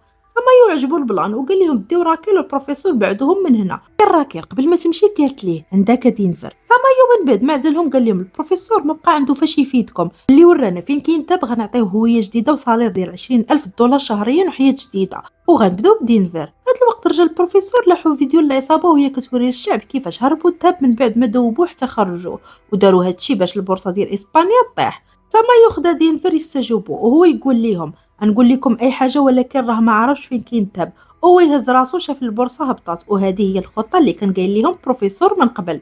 تمايو تعصب وخلاه مشى عند وزير الماليه اللي قال لي الاتحاد الاوروبي تخلى علينا وكاع المستثمرين العالم باعوا الاسهم ديالهم في اسبانيا والبورصه ديالنا في الارض دابا، لا ما رجعناش الذهب هذه الاخرى لينا ونخليهم ومشيو عند إليتيا اللي من بعد تفكير طوال هي ورجع البروفيسور عرفت باللي غادي يكونوا دفنوا الفلوس في شي ارض قريبه للسد. مشات لسجل العقارات وخدات اقدم وحده تماك وقالت ليها قلبي لي على كاع الاراضي اللي تباعوا في هاد الايام. من بعد تقلب طويل وصلوا لواحد الارض تباعت يلاه 3 ايام دابا وملي مشاو ليها لقاو فيها دار. إليتيا استغربت كيفاش ارض شرات هذه 3 ايام وتبنات فيها دار. الزربه فهمات باللي منزل متنقل، هرست قفل الباب ودخلت ودازت في لايزر ولكن ما داتش في الحال وما داش بزاف الوقت وهو يوقف عليهم رافائيل ومراته اللي تيقربات ليه وعطاتو ديك الورقه اللي عطاها البروفيسور. وهنا غنكتشفوا باللي هاد القربله كامله خطه من عند البروفيسور وما علم بها حتى شي حد باش لا تحطوا تحت الضغط وطمعوهم بالحريه ما يعترفوش بالبلاصه ديال الذهب. ورافائيل ود برلين كان معاهم في الخطه من الاول. نخليوهم ونرجعوا عند البروفيسور اللي جا عنده تمايو وبقى يضرب فيه. البروفيسور قال لي اختار يا نربحوا بجوج ولا نخسروا بجوج، عندي ليك خطه خرج دير ندوه صحفيه وقول الناس بلي لقيتو الذهب ومن بعد ثواني تنوعدك غتمشي شاحنه فيها الذهب ولكن في المقابل تعطينا الحريه ديالنا. تمايو ما كان عنده حتى خيار اخر ووافق. دار المؤتمر الصحفي ومع قال لهم قدرنا نرجعوا الذهب اللي تسرق. جا الكاميو وكان فيه الذهب. تمايو فرح ولكن المصيبه منين قلبوه لقاوه غنحاس مطلب الذهب. تمايو تعصب ورجع عند البروفيسور وقال ليه باغي تضحك عليا وعطى الامر لسواريز يوجدوا باش يصفيوها العصابه. البروفيسور قال ليه تيق بيا غنشحو بجوج ولا غنموتو بجوج. دابا البورصه رجعات كما كانت مزيانه والذهب اصلا غمحطوط ونزيدك اوروبا كامله تقدر حتى هي تكون الخزينه ديالها عباره على نحاس. تيق بيا وخلينا نتعتقوا كاملين من هاد المصيبه. وقبل ما نعرفوا الجواب ديال تمايو سمع القرطاس في البنك ومن بعد شويه تمايو خرج في مؤتمر وقال للناس العصابه بغات تقاوم وماتوا كاملين من غير دينفر اللي تعاون معنا وغياخد حريته. دينفر شاف هادشي وشاف صحابو مخرجينهم جثث من البنك وحقد وهو يجيب ليه العقد وراق ديال الهويه جديده ديالو ولقى وسطهم مجسم من ورق ديال البروفيسور وعرف بلي هادشي غا خطه هما كاملين خرجوا حيين ووهموا الناس بالموت ديالهم. اما العصابه ديالنا كامله بالاضافه لإليتيا وبنتها عطاوهم هويات جداد وخداو طياره وبعدوا من اسبانيا كامله. وهكا البروفيسور قدر يسرق الدوله 2 مرات ومن الفوق اعترفوا للعالم كامل باللي ماتوا. يعني العصابه ديالنا من اليوم تعيش مرتاحه بالفلوس اللي سرقوا. وحتى لهنا تيسالي المسلسل ديالنا. لا عجبك دير جيم وشاركوا مع اصحابك واشتركوا في القناه وفعلوا الجرس. بسلامه.